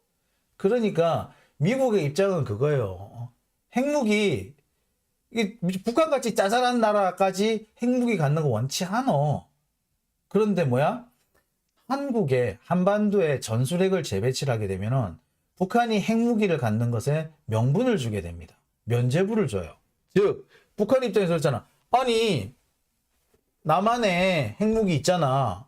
그 핵무기가 당장 우리를 두들겨 팰 줄도 모르는데 우리도 핵무기 갖고 있어야지. 그래야 안심이잖아. 라고 얘기를 하는 거 하겠죠. 그죠? 당연한 거 아닙니까? 즉 전술핵 재배치가 북한 핵을 용인하는 결과가 돼버릴 수도 있어요. 야 남한이 갖고 있으면서 북한 보고 야 핵 치워 이렇게 하면 되겠어요? 안 되죠. 남한도 안 갖고 있으니까 북한 니들도 갖고 있지 마 이렇게 얘기하는 거 아닙니까? 그래서 시간이 걸리더라도 북한은 핵을 제거하는 것이 최종 목표예요. 하다가 안 되면은 북폭을 할지언정 평양을 폭격할지언정 남한의 전술 핵무기를 하지는 않을 겁니다. 당연한 거예요. 게다가 미국은 전술 핵무기라는 거를 갖고 있지도 않아요. 왜? 이 전술 핵무기라는 건 뭐냐면은 배낭의 배. 보병이 등에 짊어지고 다니는 핵무기예요. 등에 짊어지고 다니려면 얼마나 가볍겠어. 그런데 가벼운 대신에 위력도 약하겠죠. 그 다음에 핵포탄, 대포에다가 155mm 야포탄에다가 155mm구나. 155mm 야포에서 포탄을 딱 쏘면 그 포탄이 그 포탄 안에 핵무기가 들어있어요. 포탄이 폭탄인 거예요. 핵탄 둔 거예요. 근데 이 대포로 쏠 수 있는 핵탄 두면 얼마나 가볍겠어요. 기껏해야지 막 100kg 이 안쪽일 거예요. 몇백 100kg 넘어가기 어려워. 손으로 다 그 폭탄을 움직여야 되는데 그게 되겠냐고. 자, 그러니까 이 전술 핵은 일단 규모가 작고 가볍습니다. 규모가 작고 가볍기 때문에 위력도 약해요. 제일 위력이 큰 게 뭐냐면 한국에 배치되어 있었던 어니스트 존이라는 지대지 미사일에 실려있던 건데 이거 역시도 1킬로톤 정도밖에 안 되는 아주 작은 핵무기입니다. 이 정도면은요 그냥 동네 하나 정도 한 블럭 정도 골목 한두 개 정도 작살낼 수 있는 수준이에요. 만약에 서울에 떨어졌다라고 하면은 예컨대 이런 거예요. 용산 쪽에 떨어졌다. 그러면은 용산 전자상가는 날아가는데 용산 국방부는 멀쩡한 이런 정도 수준의 무기가 전술 핵입니다. 그러니까 작고 가볍고 그다음에 파괴력도 약해요. 근데 문제는 뭐냐? 이거를 단거리 지대지 미사일이거나 안 그러면은 대포로 쏘거나 그게 아니면은 손으로 들고 가서 쏘거나 떨어뜨리거나 이래야 되는데 이게 멀리 날아가는 게 아니잖아. 그러니까 아무리 위력이 작고 타격 범위가 좁아도 그래도 지가 명색이 핵무기인데 방사능 낙진 같은 건 떨어진단 말이에요. 그런데 방사능 낙진, 이 폭발 이거 잘못하면은 아군한테 피해가 올 수도 있겠죠. 특히 핵 배낭 같은 거. 네. 핵 배낭을 던져놓고 열심히 도망간다 쳐요. 만약에 열심히 밤낮으로 뛰어서 도망간다 그래도 몇십 킬로 도망 못 갈걸요? 그러면은 당연히 그 핵폭탄에 피해를 입을 수밖에 없어요. 그 다음에 가장 안전한 게 비행기에서 떨어뜨리는 건데 핵폭탄이라는 게 이게 뭐냐면은 전자기 폭풍이라는 게 있어요. 그래서 비행기가 잘못하면 추락할 수도 있어요. 그러니까 뭐다? 이 전술 핵무기라는 게 자칫 잘못했다가 위력은 약한데 아군한테 피해를 입힐 수도 있는 거야. 이런 거 갖고 있어야겠어? 아예 갖고 있지 마. 그냥 미사일에서 멀리 ICBM으로 쏘는 걸로 하자. 그렇게 해서 미국이 더 이상 전술핵을 안 갖고 있는 거예요. 그런데 이거를 미국은 갖고 있지도 않다는데 이거 내놔라 그러면 어지간히 주겠다. 그죠? 말도 안 되는 거죠. 근데 이 말도 안 되는 게 말이 된다고 지금 하고 있는 거 보면, 아, 이게 저 홍준표가 처음 얘기한 건데, 홍준표 이 사람도 참, 몰라도 너무 몰라니까. 지금 극우 이런 사람들은 지금 전술을 잘 모르는 상태에서 왜 그 미국이 전술핵을 폐기를 했는지, 왜 전술핵을 철수했는지, 그걸 잘 몰라. 아니, 미국이 자신들이 군사적 이익이 있고 작전상의 이익이 있으면 이걸 왜 없애겠어요? 작전상의 이익이 없단 말이야. 손해가 더 클 수가 있단 말이야. 그래서 폐기한 거라고. 그런데 그거를 뭣도 모르면서 자꾸 다시 내놔라, 다시 내놔라 그러면 미국이 어떻게 보겠냐? 아, 저 새끼 저거 더럽게 무식하네, 이거. 모르면 좀 가만히나 있지. 이러지 않겠어요? 지금 딱 그 판이라고. 얼마나 미국이 한국을 우습게 보겠냐고. 그죠? 그러니 이런 짓을 하니 외교적 왕따를 당하는 겁니다. 윤석열이 왕따 당하는 이유가 있어요. 예? 국민의힘 얘네들 적폐들이 정권을 잡으면은 국제적으로 왜 왕따가 되고 왜 바보 취급받느냐? 이유가 있어. 이렇게 잘 알지도 못하면서 나불대기 때문에, 예? 알지도 못한 놈이 까불기 때문에 그래서 이런 일이 생기는 겁니다. 아, 속 터져. 어후. 자, 다음 얘기로 넘어가겠습니다.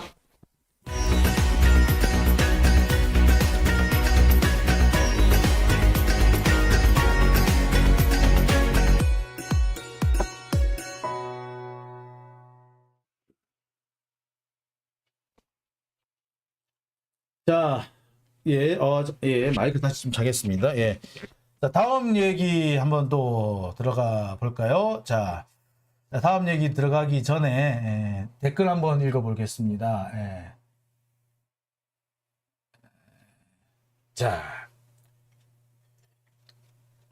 베리님 조금씩 팩트를 알아가니까 그래도 좀 선명해집니다. 라고 해주셨고요. 예, 진리님, 이진님이시죠? 한동훈을 탄핵시켜야 된다. 라고 하셨고, 김은정님, 이미 왕따 당했어요. 쿨핀님, 미국이 정말 얼척 없겠네. 예, 미국 정말 얼척 없을 겁니다. 미국 입장에서는 쟤들 도대체 뭐야? 싶을 거예요. 자, 베리님, 예, 자세히 알려주셔서 감사합니다. 라고 해주셨네요. 예, 후원 감사드립니다.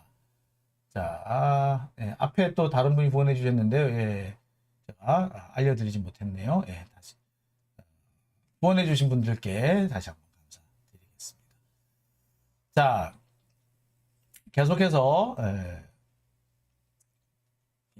계속해서 이제 다음 얘기 한번 넘어가 보도록 하겠습니다. 자, 다음 얘기는요, IMF, 예. 지금의 경제 위기에 대한 얘기입니다. 지금 진짜 경제 위기에 처했다. 진짜 경제 위기가 지금이다. 라는 얘기를 제가 좀 해드릴까 합니다.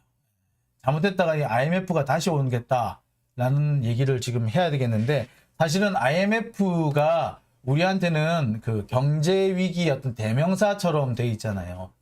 경제 위기의 대명사가 IMF니까 지금 IMF라고 제가 말씀을 드립니다만, 사실 제가 드리고 싶은 얘기는 서민 경제의 위기, 가계 경제, 우리 서민들의 위기를 말씀드리고 싶어요. 사실 IMF 때 외환 위기도 외환 위기입니다만, 그 IMF로 인해서 우리 서민들이 얼마나 고생을 했었습니까? 실직 당하고, 가게는 망하고, 월급 없어지고, 학교에 있는 결식 아동들이 그렇게 늘어났다잖아요. 그리고 가족이 해체되고, 가족이 함께 세상을 떠나고, 그런 정말 생각하기도 싫었던 일들이 벌어졌지 않습니까? 그러니까 IMF라는 그 경제 위기가 우리 사회를 어떻게 망가뜨렸는지 여러분 다 아실 거예요. IMF 전과 후에 우리나라가 얼마나 처참하게 바뀌었는지 여러분 다 아실 겁니다. 그래서 제가 IMF라는 얘기를 쓰긴 했습니다만, IMF 사실 외환 위기, 국가 부도 이렇게 얘기를 합니다만, 국가 부도보다 그에 앞서서 지금 우리 서민 경제가 부도날지도 모르겠다. 그래서 외환 위기에 앞서 가계 부채 위기다라는 얘기. 정확하게 가계 부채 위기이기도 합니다만, 국민 국민들의 위기다, 국민 경제의 위기다라는 얘기를 제가 안 할 수가 없어요. 자, 김성경님, 네, 후원 감사드립니다. 꼴 하셨네요. 고맙습니다. 아유, 참, 참, 이거 경제 위기 얘기를 하는데 또 이렇게 후원 받았다고 좋아하고 참 그렇죠? 예. 죄송합니다. 자, 오늘 제가 준비한 얘기, 어떤 얘기인지 지금 하나하나 좀 짚어보겠습니다. 예, 가계부채 위기, 국민 경제 위기, 서민의 위기, 왜 그런지 지금부터 보여드릴게요. 지금 현재 가계부채, 1869조 원입니다. 올해 2월 달을 기준으로 나온 액수예요. 1869조 원. 1869억 원이 아니라 1869조 원. 조 단위예요, 조 단위. 이 가계 부채라는 것은 가계가 은행이든 뭐 아니면 또는 신용카드 회사든 보험사든 이런 데서 여기서 빌린 돈, 여기에는 신용카드 이용 잔액, 할부 잔액 이런 것까지 다 포함이에요. 즉 가계 부채 총 잔액이 1869조 원이에요. 조 원. 어마어마한 돈이죠. 자, 이 돈이 어느 정도 수준이냐? 우리나라 한 해, 우리나라 정부의 한 해 예산이 400조 원, 500조 원 그래요. 근데 1869조 원이면은 4년치 예산에 해당하는 어마어마한 돈입니다. 사실상 1900조 원, 조만간 2000조를 돌파할 것으로 보이는 금액입니다. 이거는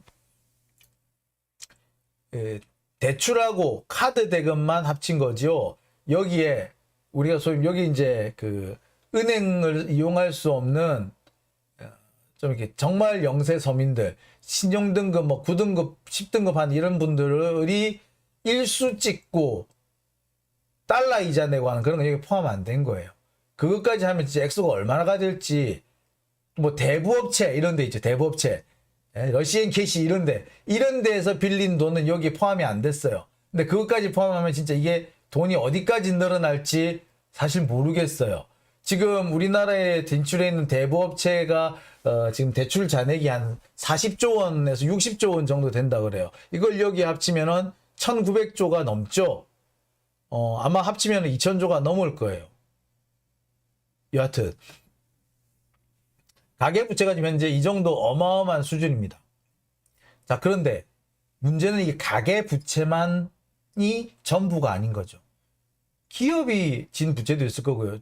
영세 상인들이 진 부채도 있을 거 아니에요. 그 다음에 공공기관이 진 부채도 있을 거 아니에요. 그것까지 다 합치면 어찌 될까요? 그 액수는 얼마나 될 것 같아요? 그 액수가 나와 있습니다. 자, 제가 확인한 바로는 그래요. 아까 보셨다시피 가계부채의 규모는 1900조를 넘어선 상태입니다. 가계부채는 1900조. 자, 그런데 이 가계부채 1900조는요, 우리나라 국민 총생산 GDP하고 비슷해요. 그러니까 GDP 수준을 넘어섰다 그래요. 우리나라 GDP가 작년도 GDP가 약 1800조 정도인데 이게 가계부채가 1900조면은 GDP를 넘어섰죠. 그래서 작년 6월말 현재 GDP의 104.2%까지 올라갔다 그래요. 가계부채가 이렇게 많이 돼요. 근데 가계부채 대부분은 이게 부동산 대출, 주택담보대출 이런 거예요. 그러니까 주택담보대출을 받아가지고 집을 샀고 그 집을 산 것 때문에 지금 부동산이 폭증한 겁니다. 그러니까 이자율을 높여가지고 진작에 사실 이자율을 높였어야 돼요. 그래서 이걸 좀 이렇게 부동산이 급격히 상승한 걸 막았어야 되는데 당시 이자율이 올 이자율을 안 올리고 버텼던 게 누구다? 한국은행이었어. 한국은행이 그때 박근혜가 임명한 애였는데 박근혜가 임명한 한국은행장이 이 이자율을 높여야 된다라고 얘기를 하는데 끝까지 안 높였어요. 결국 자기 임기 끝날 때까지 안 높였어요. 그래서 문재인 정부한테 연맥인 거지. 그러면서 집값이 폭등하기 시작을 했습니다. 여하튼 그래서 가계부채도 지금 현재 100%, GDP의 100%를 넘어섰어. 자, 그런데 그뿐만 아니에요. 산업부채, 뭐 기업이라든지 상공인이라든지 이런 사람들이 지고 있는 은행 부채가 1,700조에 달하더라고요. 두 개 합치니까 얼마다? 3,600조 정도 되죠. 3,600조. 근데 여기에는 포함되지 않은 것들도 있죠. 각 뭐 지방자치단체라든지 공공기관이 지고 있는 차입금. 단순 그냥 이게 제가 말한 채무하고 틀려요. 이 채무는 정부가 앞으로 해야 될 일을 포함해서 앞으로 정부가 예산을 수반해서 해야 되는 일들을 다 채무라고 얘기해요. 그러니까 그거 다 빼고 순수하게 차입금, 빌려온 돈, 국가가 빌려온 돈 또는 지방자치단체가 빌려온 돈, 차입금이 얼마냐? 지금 대한민국 정부 차입금이 600조 정도 돼요. 600조. 자, 그러면 요거 그러니까 여기서 말한 차입금은 지방자치단체까지 포함일 거로 압니다. 자, 이렇게 되면은 자 3,600조에다가 합치면 얼마?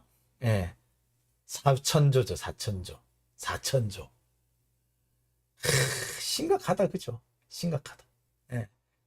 지금 대한민국 국민, 대한민국 기업, 대한민국 정부가 지고 있는 차입금, 부채, 그러니까 빚의 규모가 4,000조예요. 4,000조. 이거 결국 다 국민들이 갚아야 돼요. 기업의 부채, 그거 기업이 갚아야 되는데 기업이 돈 갚을 때 제일 먼저 뭘 한다? 임금에 손을 대요. 은행비 갚으려고 주로 뭐 한다? 임금을 깎아버려요. 그러니까 기업 부채가 있다는 건 그만큼 서민들의 가계, 노동자들의 생활이 어려워진다는 걸 말합니다. 또 정부 부채, 지방자치단체의 부채, 차입금. 이 차입금은 또 누가 갚아야 돼요? 국민이 세금 내서 갚아야 돼요. 이자 세금 내서 내야 돼요. 결국에 서민들의 주머니를 털 수밖에 없다라는 거죠. 뭐 가계부채는 더 말할 것도 없고요. 이 규모가 4,000조가 됩니다. 어마어마하죠.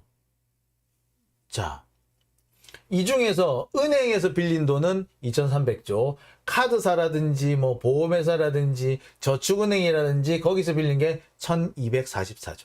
합치면 되게 비슷하죠. 여기 뭐 대부업체 이런 까지 포함하면 앞으로 이게 얼마나 늘어날지 몰라. 그다음 외국은행 우리나라 은행은요 또 외국은행에서 돈 빌려온 것도 있어요. 근데 우리나라 대기업들 있죠. 외국에서 돈 빌려 와가지고 그래가지고 뭐 기업 돌리는 경우도 있어요. 그런 거 여기서 뺀 거예요. 그것까지 합치면 돈이 얼마나 늘어날지 몰라.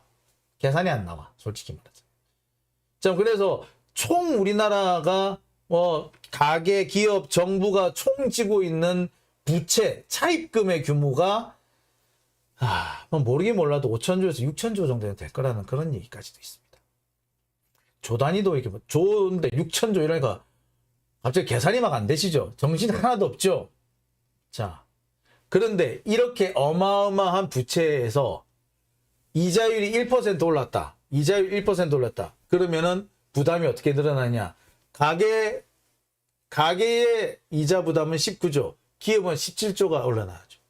근데 올해 우리나라 한국은행이 올린 기준금리 2%였습니다. 1%쯤 되다가 지금 3%가 됐잖아요. 그러니까 2% 올랐을 거예요. 그런데 시중금리는 2%만 올랐네요. 아니죠. 4%, 5%입니다. 지금 은행 가보세요. 금리 8% 수두룩해요. 정기예금, 정기적금의 이자가 6%대 벌써 지금 들어왔어요. 그러니 당연히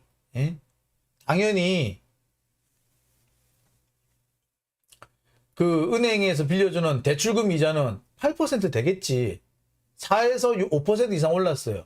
이거 계산해 보면 얼마? 이거 거의 200조예요. 200조. 계산해 보세요. 기준금리가 2% 올라서 2%만 올랐다 해도 가계가 38조, 기업은 34조, 도합 합쳐가지고 72조 정도의 부담이 늘어났는데 그뿐만 아니라 이게 기준금리만큼 오른 게 아니라 은행금리는 4에서 5% 올랐다. 그걸 계산해 보세요. 아이고 200조 가량 되죠. 200조 가량. 200조. 여기는 정부가 지고 있는 차입금 뺀 거예요. 정부가 빌려오는 차입금은 대체로 보면 그 한국은행 기준금리에 맞춰서 가져와요. 여기 또 외채, 외국에서 가져온 이자 빼야 돼요. 외국에서 들어온 이자가 아마 3% 정도로 알고 있습니다. 여하튼 간에 지금 올해 들어와 가지고 이자가 금리가 오르는 바람에 그 가계나 기업이 추가로 부담하게 된 부채 규모, 그 이자 규모가 약 200조 정도에 달할 걸로 예측이 됩니다. 여러분, 200조가 어떤 돈인 줄 아세요? 200조가 이거 공을 떼고 하면요, 우리 국민 한 사람당 2천만 원이에요. 아니, 우리 국민 한 사람당 500만 원이구나. 500만 원씩. 아니, 500만 원? 1000만 원인가? 아이고, 계산이 안 다. 아우, 제발. 하여튼 1000만 원이구나. 우리 국민 한 사람당 1000만 원씩 해당하는 4천만 원인가? 머리야. 400만 원이구나. 1인당 400만 원의 부담이 되는 겁니다. 1인당 400만 원. 계산이 흡박 안 되고 참. 1인당 400만 원이에요. 400만 원. 1인당 이자 부담이 400만 원. 만약에 4인 가족 기준으로 하면 1600만 원의 이자 부담이 늘어나는 거예요. 우리나라 사람 한 사람당, 한 가구당. 어마어마하죠, 이거. 이거 민생 경제, 우리 국민들, 서민들한테 치명적인 거 아닙니까? 이자가 이렇게 많이 늘어났어요. 국민들, 서민들, 영세 상인들, 중소기업들 죽어나는 상황이 된 겁니다, 이거. 예? 진짜 죽어나는 거예요, 이게. 자, 여기에 외환이 또 문제가 더라고요. 지금 외환 보유액이 지금 9월을 한 달 동안에만, 지난달에만 200억 달러가 줄었습니다. 올해 들어서 400억 달러가 줄었고요. 대부분 3월, 5월 이후에 급격히 빠졌습니다. 자, 그리고 문제는 우리가 알고 있는 수치가 아니고요. 모르는 수치잖아요. 무역수지 적자 발표를 하지 않았습니다. 10월 17일 날 발표할 예정인데, 원래 무역수지 발표는 그달 중순에 합니다. 그렇지만 매달 초에 아마 2일, 3일, 늦어도 2일, 3일쯤에 추정치라는 게 나와요. 근데 추정치가 지금 안 나오고 있어. 지금 지난달인가 저지난달부터가 안 나오고 있어요. 추정치가. 이게 뭐다? 겁나는 거지, 지들도. 적자가 얼마가 날지 모르니까. 근데 지금 예상액이 400억 달러예요. 지금 올해 무역수지 적자가 지금 400억 달러 이상 날 걸로 봅니다. 자, 그런데 보세요. 외환 보유액이 400억 달러가 빠졌어. 근데 무역 적자가 또 400억 달러가 날라가. 그럼 800억 달러가 날라가네? 그럼 어떻게 해야 돼요? 지금 우리나라 외환 보유고가 3,100억 달러로 지금 4,100억 달러로 줄었는데, 내년쯤 되면 3,000억 달러로 줄어들 수밖에, 주저앉을 겁니다. 그런데 우리나라가 대외 그 부채가 있잖아요. 대외 부채 규모가 제가 알기로는 4천억 달러 수준으로 알고 있어요. 그러니까 4천억 달러 밑으로 내려가게 되면은 외환 보유액이 그 밑으로 내려가면 위험해요. 지금 벌써 위험한 단계로 지금 접어들기 시작한 겁니다. 심각하죠. 그러니까 당연히 코스피 주식시장이 바닥으로 떨어지죠. 당연한 겁니다. 주가 주식 바닥에 떨어지는 거. 당연한 거예요. 그리고 우리나라에 투자했던 외국인이 자꾸 빠져나가는 거 당연한 겁니다. 지금 내가 외국인이면 한국에 투자했던 돈 다 지금 회수할 거예요. 한국 잘못하면 부도날 수 있어. 빠져나갈 겁니다. 그래서 지금 뭐 추경호가 미국 가가지고 통화 스와프 한다 뭐 이렇게 얘기를 하는 겁니다. 통화 스와프 해놓으면 뭐다? 그 미국이 급할 때 돈을 빌려준다는 얘기거든요. 쉽게 말해서 돈을 빌려준다는 얘기니까 한국이 IMF에 안 가더라도 충분히 외환을 방어할 수 있다라는 그 안심을 할 수 있는 그런 게 되는 거죠. 그렇게 되면은 필요 이상으로 외환이 빠져나가는 것을 막을 수가 있습니다. 뭐 그런 효과는 있어요. 하지만은 그렇게 하면 뭐해? 외환 방어한다고 200억 달러씩이나 써버리면 통화 스와프 해가지고 겨우겨우 확보해 놓은 돈 다시 날려먹는 거죠. 아무짝에도 소용없는 거예요, 이렇게 되면. 자, 그리고 진짜 걱정되는 거는 이 얘기예요. 지금 제가 여러 번 말씀드렸습니다만 외환도 걱정, 금리도 걱정, 서민 가계 걱정, 기업 부채 걱정, 걱정이 대걱정인데 상관없대. 경기가 침체될 수는 있지만 위기는 아니래. 근데 뭐 위기가 아니야. 아무리 봐도 위기인데 우리를 바보로 하나? 여러분, 우리 IMF 겪으면서 우리 생전에 뭐 외환 이런 거 본 적이 있어요? 없잖아. 근데 IMF 겪으면서 다들 외환에 그냥 막 박사가 돼버렸잖아. 에? 그런데 지금 안 위험해요? 위험해요. 주식 시장 빠지는 거 보세요. 이게 그냥 빠지는 건 줄 아세요, 지금? 이런 걸 이런 걸 다 반영한 거 아닙니까? 그런데 우리를 바보로 알아. 안 위험하대. 위기 아니래. 자, 그러면서 언론이 보도한 내용 보세요. 머니투데이, 아우 나쁜 놈. 부장이래. 부장이라는 놈이 뭐라 그런다고? 외환위기 걱정 안 해도 되는 이유래. 이런 놈들은요. 이런 놈들을 진짜 이런 놈들이 매국노야. 달리 매국노가 아니라 이런 놈들이 매국노고 이런 놈들이 나쁜 놈들이에요. 진짜 IMF 직전에 우리 경제 펀더멘탈 튼튼하다, 외환위기 걱정 없다 라는 식의 기사 썼던 놈들 다 잡아 넣어야 돼. 국민들을 속였잖아. 국민들을 상대로 사기쳤잖아. 다 잡아 넣어야 돼, 진짜. 다시는 글이란 걸 쓸 수 없게, 기사란 걸 쓸 수 없게 했었어야 돼요. 근데 그런 놈들이 그대로 남아있으니까 또 이런 짓을 하는 거예요. 그때 그런 짓 한 놈들 영원히 그냥 없애버렸어야 됐어. 그것들이 기자냐고. 근데 그런 놈들이 더 떵떵거리고 더 권력을 쥐고 설쳤어요. 그러니까 지금 언론도 이 모양 이 꼴이잖아. 그때 털었어야 되는데. 그러니까 또 이런 위기가 오잖아요. 이게 IMF 때만 그런 게 아니고요. 2008년 리먼 브러더스 사태, 그 세계 경제 위기 그때도 뭐라 그랬어요? 우리 경제 튼튼하다. 우리 경제 이상 없다. 그런데 국가 부도는 안 났지만 뭐는 났다? 서민 가계가 박살났죠. 그때 2008년 여러분 기억나실 거죠? 기억나실 겁니다. 서민들이 얼마나 어렵게 살았는지, 그 다음에 그 자영업자들, 중소기업들 얼마나 힘들었는지 기억나실 거예요. 2008년에. 그 2008년에 어려울 때 이명박은 뭐라 그랬어요? 아, 노무현 정권 때문에. 그러고 넘어갔잖아.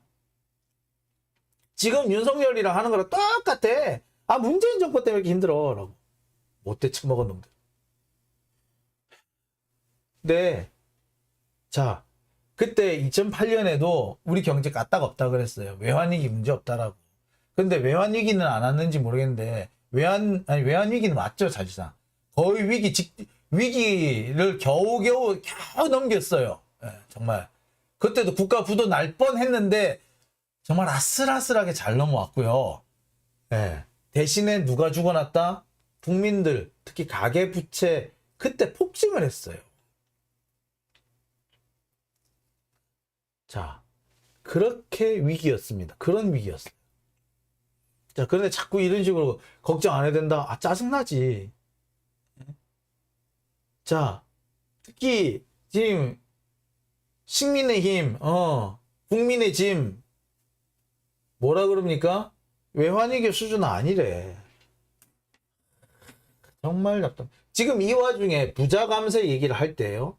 당장 서민들이 죽어나게 생겼는데, 이자 부담 때문에 서민들이 죽어나게 생겼는데, 부자들 세금을 깎아주겠다고. 그 부자도 그냥 부자가 아니라 슈퍼리치, 재벌들에 대한 세금을 깎아주겠다는. 그리고요, 지금 윤석열이는 뭐 세금을 깎아주면 투자가 활성화된다는데, 세금 백날 깎아줘봐라. 투자가 활성화되는 거. 어린 반푼어치도 없다 그래. 세금 깎아줘도 투자 늘어나는 거 없어요. 그리고 재벌들 세금을 깎아주는데 서민들 세금 부담이 왜 줄어듭니까? 그 이상한 소리를 찍찍하고 있는데 참. 근데 지금 이런 말도 안 되는 얘기가 버젓이 통용되고 대한민국의 대통령이라는 놈이 대한민국의 집권당이라는 놈들이 아무렇지도 않게 떠들고 있다는 게 너무나 참담합니다. 이거는 정말 눈 가리고 앙하는 거고 손으로 해를 가리는 건데 이런 일들이 지금 아무렇지도 않게 벌어지고 있습니다. 이거는 참담함을 넘어서 도대체 참담함을 넘어서 도대체 국민들을 얼마나 개돼지로 알면 이런 짓을 하나 라는 생각이 자꾸 듭니다. 얼마나 우리를 바보로 알면은 지들이 이렇게 거짓말하면 우리가 꼼박 속을 줄 아나 봐. 근데 대한민국 국민들 IMF 겪으면서 2008년 리먼 브러더스 사태 그 미국발 그 프라임 모기지 사건 그거 겪으면서 우리나라 국민들 경제 전문가 다 됐잖아. 한두 번 당해봤어야지. 예? 근데 이게 세 번째 맞는 경제위기인데 국민들한테 이런 거짓말로 이런 이 상황을 숨기려고 하면은 우리 국민들이 속아 넘어갈 거라고 생각하는 것 같아요. 우리가 왜 속습니까? 우리는 안 속습니다. 근데 마치 우리가 지금도 속을 거라고 생각을 하는 모양이에요. 방법 없어요. 끌어내려야 돼요. 국민을 바보 취급하는 대한민국 국민은 두 번씩, 세 번씩 경험한 것도 모를 거라고 생각하는 그래서 이렇게 국민들한테 거짓말을 아무렇지도 않게 하는 저런 놈들은 끌어내려야 돼요. 필요 없어요. 끌어내려야 돼요. 쟤들은 민주공화국을 운영할 자격이 없는 자들입니다. 아니, 민주공화국에 살 자격이 없는. 진짜 저런 놈들이 대한민국의 국정을 책임지고 있기 때문에 나라 꼴이 요 모양 요 꼴이 된 겁니다. 대한민국 문재인 정부 때만 해도요. 세계 G7에 들어갔어요. G7에 이탈리아를 제꼈다고 우리가 이탈리아를 제끼고 우리가 G7에 들어갔는데 지금 도로 내놓게 생겼어요. 동북아시아에서 일본을 제끼고 우리가 동북아시아 패권 맹주국이 될 뻔했어. 일본은요 지금 경제가 사실상 거의 바닥 수준입니다. 여러분 옛날에는 일본 가전제품이 전 세계를 휩쓸지 않았습니까? 그죠? 특히 특히 소형 가전 우리 아이와 마이마인가요? 예. 이런 거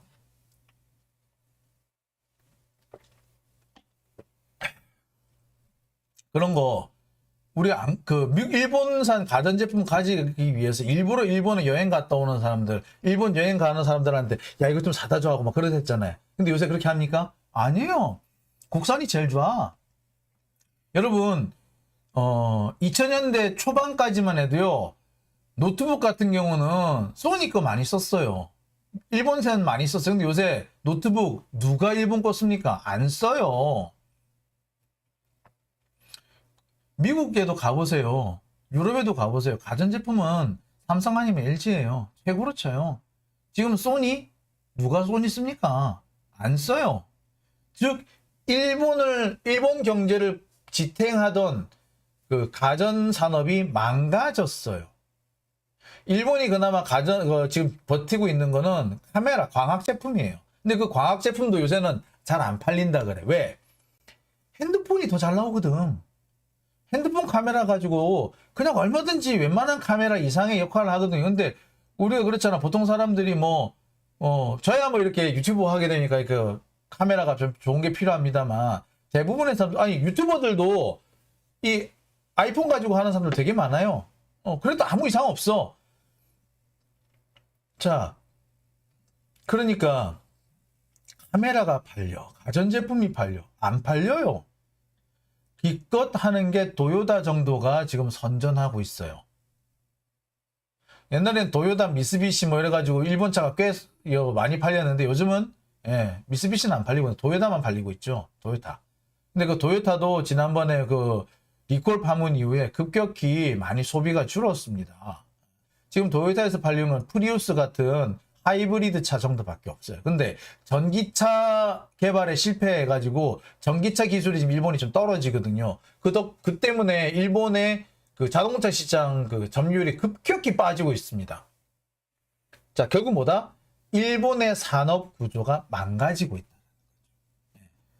지금처럼 가면요, 일본이 선진국에서 그 탈락하는 거는 시간 문제예요. 그나마 일본이 버티고 있는 게 뭐다?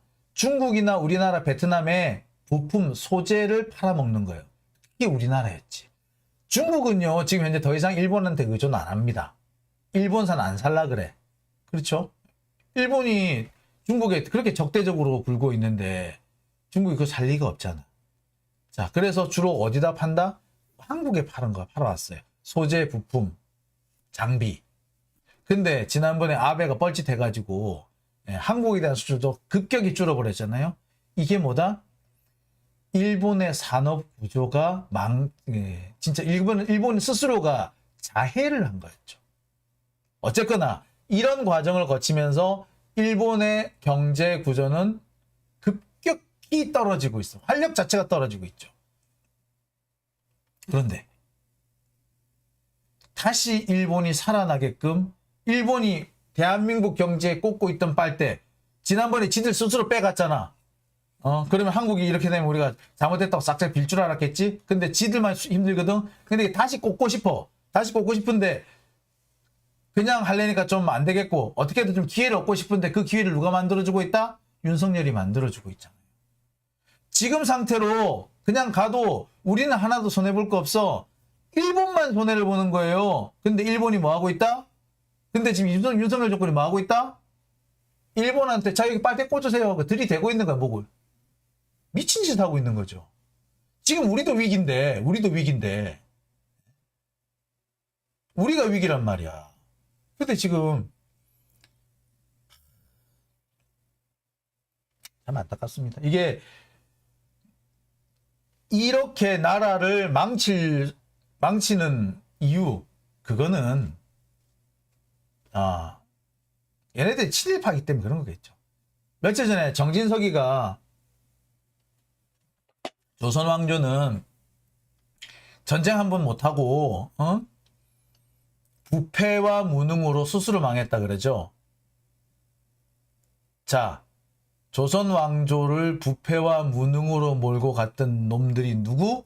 정진석 같은 놈들이었어요. 정진석 같은 놈들이 조선 왕조를 그렇게 망하게 만든 거예요. 뭐 길게 얘기할 필요 없어. 역사 공부 니나 다시 해라. 니 같은 놈들이 조선 왕조를 망쳤고 니 같은 놈들이 대한민국도 망칠 거야. 우린 이렇게 얘기해야 합니다. 맞습니다. 그렇죠? 네, 여러분 동의하시죠? 조선 왕조를 망친 거는 정진석 같은 놈들 때문이었다. 그죠? 자, 코코님, 윤석열 정권이 독도를 비밀리에 일본에게 넘겨줄 것 같다고 걱정하시네요. 뭐 그렇게까지 하겠습니까만은. 바이든의 인플레이션 방지법 혜택이 일본에게 몰빵이 될 것 같다. 아이고 이런님, 그런 것 같은 거. 저도 걱정이 많이 됩니다.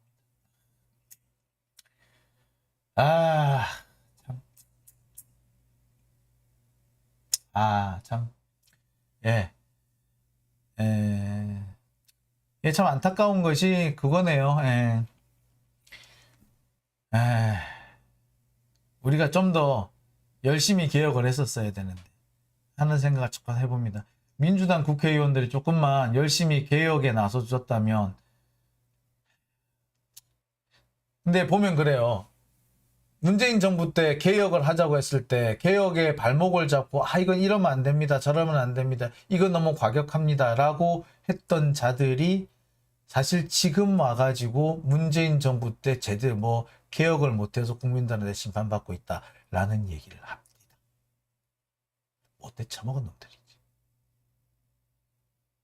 지들이 개혁을 막아놓고 문재인 정부 때 개혁 못해서 지금 이렇게 됐다라고 하는 자들. 그때는요, 문재인 정부 때 이거 해야 된다 이렇게 했을 때 저보고 이상한 놈이라고 하는 사람 너무 많았어요. 제가 너무 과격하다라는 식의 말하는 사람들 너무 많았습니다. 근데 결과적으로 그거 안 했으면 이렇게 된 거 아닙니까? 예컨대 검찰개혁, 검찰개혁법 언제 나오자고 했다? 실은 2021년 작년 여름에 검찰개혁법하고 언론개혁법을 추진해야 된다는 주장이 나왔었고 실제로 추진이 됐었어요. 근데 그거 주저앉힌 놈이 누구야? 이낙연이지. 이낙연 왜 주저앉았어 그걸? 그런 거 하면은 뭐가 된다고? 그런 거 하면은 대선에서 진다고. 전 너무 선명하게 기억하고 있어요. 언론개혁법 왜 안 하냐? 가짜뉴스 처벌법 그거 하라 그랬더니 왜 안 하냐? 그거 하면은 우리 대선에서 져요. 개뿔 그거 안 해서 졌어. 검찰개혁법 그때 검찰 수사권을 완전히 더 대폭 축소해야 된다 라고 했더니 그거 하면 우리 져요. 그거 안 해서 졌잖아. 그런 거예요.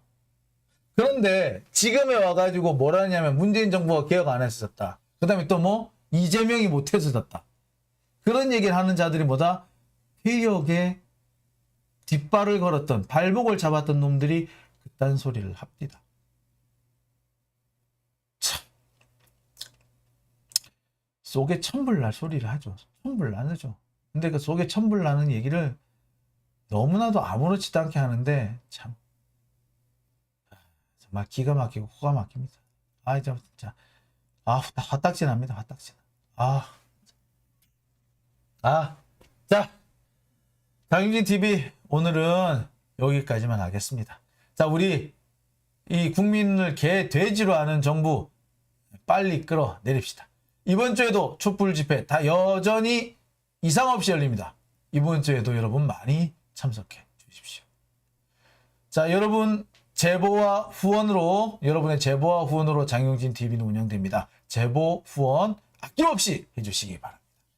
자, 장용진 TV, 오늘 10월 13일, 그래서 12시 넘어가지고, 10월 13일 순서 여기서 모두 마치겠습니다. 오늘 제가 준비한 얘기 어떠셨나요? 제 나름대로 뭐 어제 한 것도 다시 준비를 했습니다만, 어제보다 좀 업그레이드 된 내용으로 좀 준비를 해봤고요. 그리고 항상 제가 여러분들한테 전해드리는 얘기는 보도되는 얘기보다 조금 더 깊은 얘기, 한층 더 새로운 조금이라도 새로운 얘기를 여러분한테 전해드리려고 합니다. 여러분 다 지금 신문 보고 TV 보면은 다 아시잖아요, 그죠? 다 아시고 뭐 들어서 아시고 보아서 아실 텐데 그 얘기를 제가 다시 반복한다면 무슨 재미가 있겠습니까? 거기에 플러스 해가지고 새로운 무언가 소식을 알려드려야 되지 않겠습니까? 평론하는 거야. 제가 아니라도 누구나 합니다. 근데 평론이 아니라 뭔가 한 가지 더해진 소식. 해설도 해설이지만 해설을 하기 위해서 추가적으로 뭔가 여러분한테 알려드려야지. 그래야지 좀 제가 존재하는 이유가 있지 않겠습니까? 그래서 제가 한 가지라도 더 새로운 사실을 포함해서 추가해서 여러분들한테 전해드리려고 노력하고 있습니다. 그리고요, 지금 현재 제가 쌍방울과 관련된 취재를 하고 있다고 제가 계속 말씀드리고 있는데요. 하나씩 둘씩 지금 나오고 있습니다. 제가 한 가지 간단하게 알려드리자면, 반기문 전 유엔 사무총장의 동생도 쌍방울에 얽혀 있습니다. 그 다음에 이규택 전 친박연대 대표, 그 사람도 있고요. 그 다음에 장영달이라고 역시 저쪽 당 애들 그쪽에 있었던 사람도 있습니다. 그 다음에 이낙연 쪽에 있었던 사람도 한 명이 보이긴 하고요. 화우, 광장 이런 로펌들도 있어 보이고요. 무엇보다도 박영수 특검하고 관련이 있는 변호사가 제법 여러 명이 도착이 됩니다. 그리고 조국 장관 퇴진하라고 앞장서서 서명했던 변호사들 중에 상당수가 쌍방울에 끼어 있다는 거 확인이 됐습니다. 그런데 이거를 이재명하고 연관시킨다고? 야, 참 대단합니다. 사기도 이런 사기가 없어. 예, 앞으로 얼마나 사기를 칠지 두고 보겠습니다. 제가 쌍방울 계열사들의 등기부를 다 뜯었어요. 말소된 것까지 다 뜯었어요. 하나하나 비교 중이고요. 하나하나 확인 중입니다. 공시 자료와 등기부를 동시에 확인해가지고 이 사람이 그 사람이 맞는지 지금 살펴보고 있습니다. 확인 끝나는 대로 여러분들한테 알려드리겠습니다. 자, 제가 이번에 티스토리 블로그를 하나 다시 시작을 했습니다. 거기서 제가 여러분들한테 미처 방송으로 하지 못한 얘기들, 방송보다 더 자세한 얘기들, 혹은 방송에서 했지만 기록으로 문자로 남게 될 것들에 대해서 그 티스토리에 하나씩 둘씩 올려놓을 예정입니다. 제가 올려드릴 테니까요. 여러분들 많이 방문해 주시기 바랍니다. 자, 장용진 TV 오늘 순서는 여기서 마치겠습니다. 자, 소정님, 건강 챙기시면서 건강 챙기라고, 힘써주셔서 감사합니다. 라고 하셨네요. 베리님, 기대는 되면서 걱정이 한가득이네. 감사합니다. 근데 저는요, 확실히 취재하러 다닐 때, 취재한다고 여기저기 해집고 다닐 때, 그때가 제일 좋은 것 같습니다. 지금도 보면은 사실, 쌍방울 뒤져보니라고 여기 뭐 등기부도 확 뜯어내면서 등기부 딱 열어보고 열람하면서 오히려 제가 살아있다는 걸 느꼈다 그랬나요? 그런 게 드네요. 자, 장영진 TV 오늘은 여기까지만 하겠습니다. 자, 여러분들 저는 내일 저녁에 조금 늦게 12시 정도라도 여러분들 짧게라도 여러분들 찾아뵙겠습니다. 자, 오늘 함께 해 주셔서 정말 감사드립니다. 저는 내일 저녁 때 뵙겠습니다. 자, 여러분 감사합니다. 안녕히 계십시오.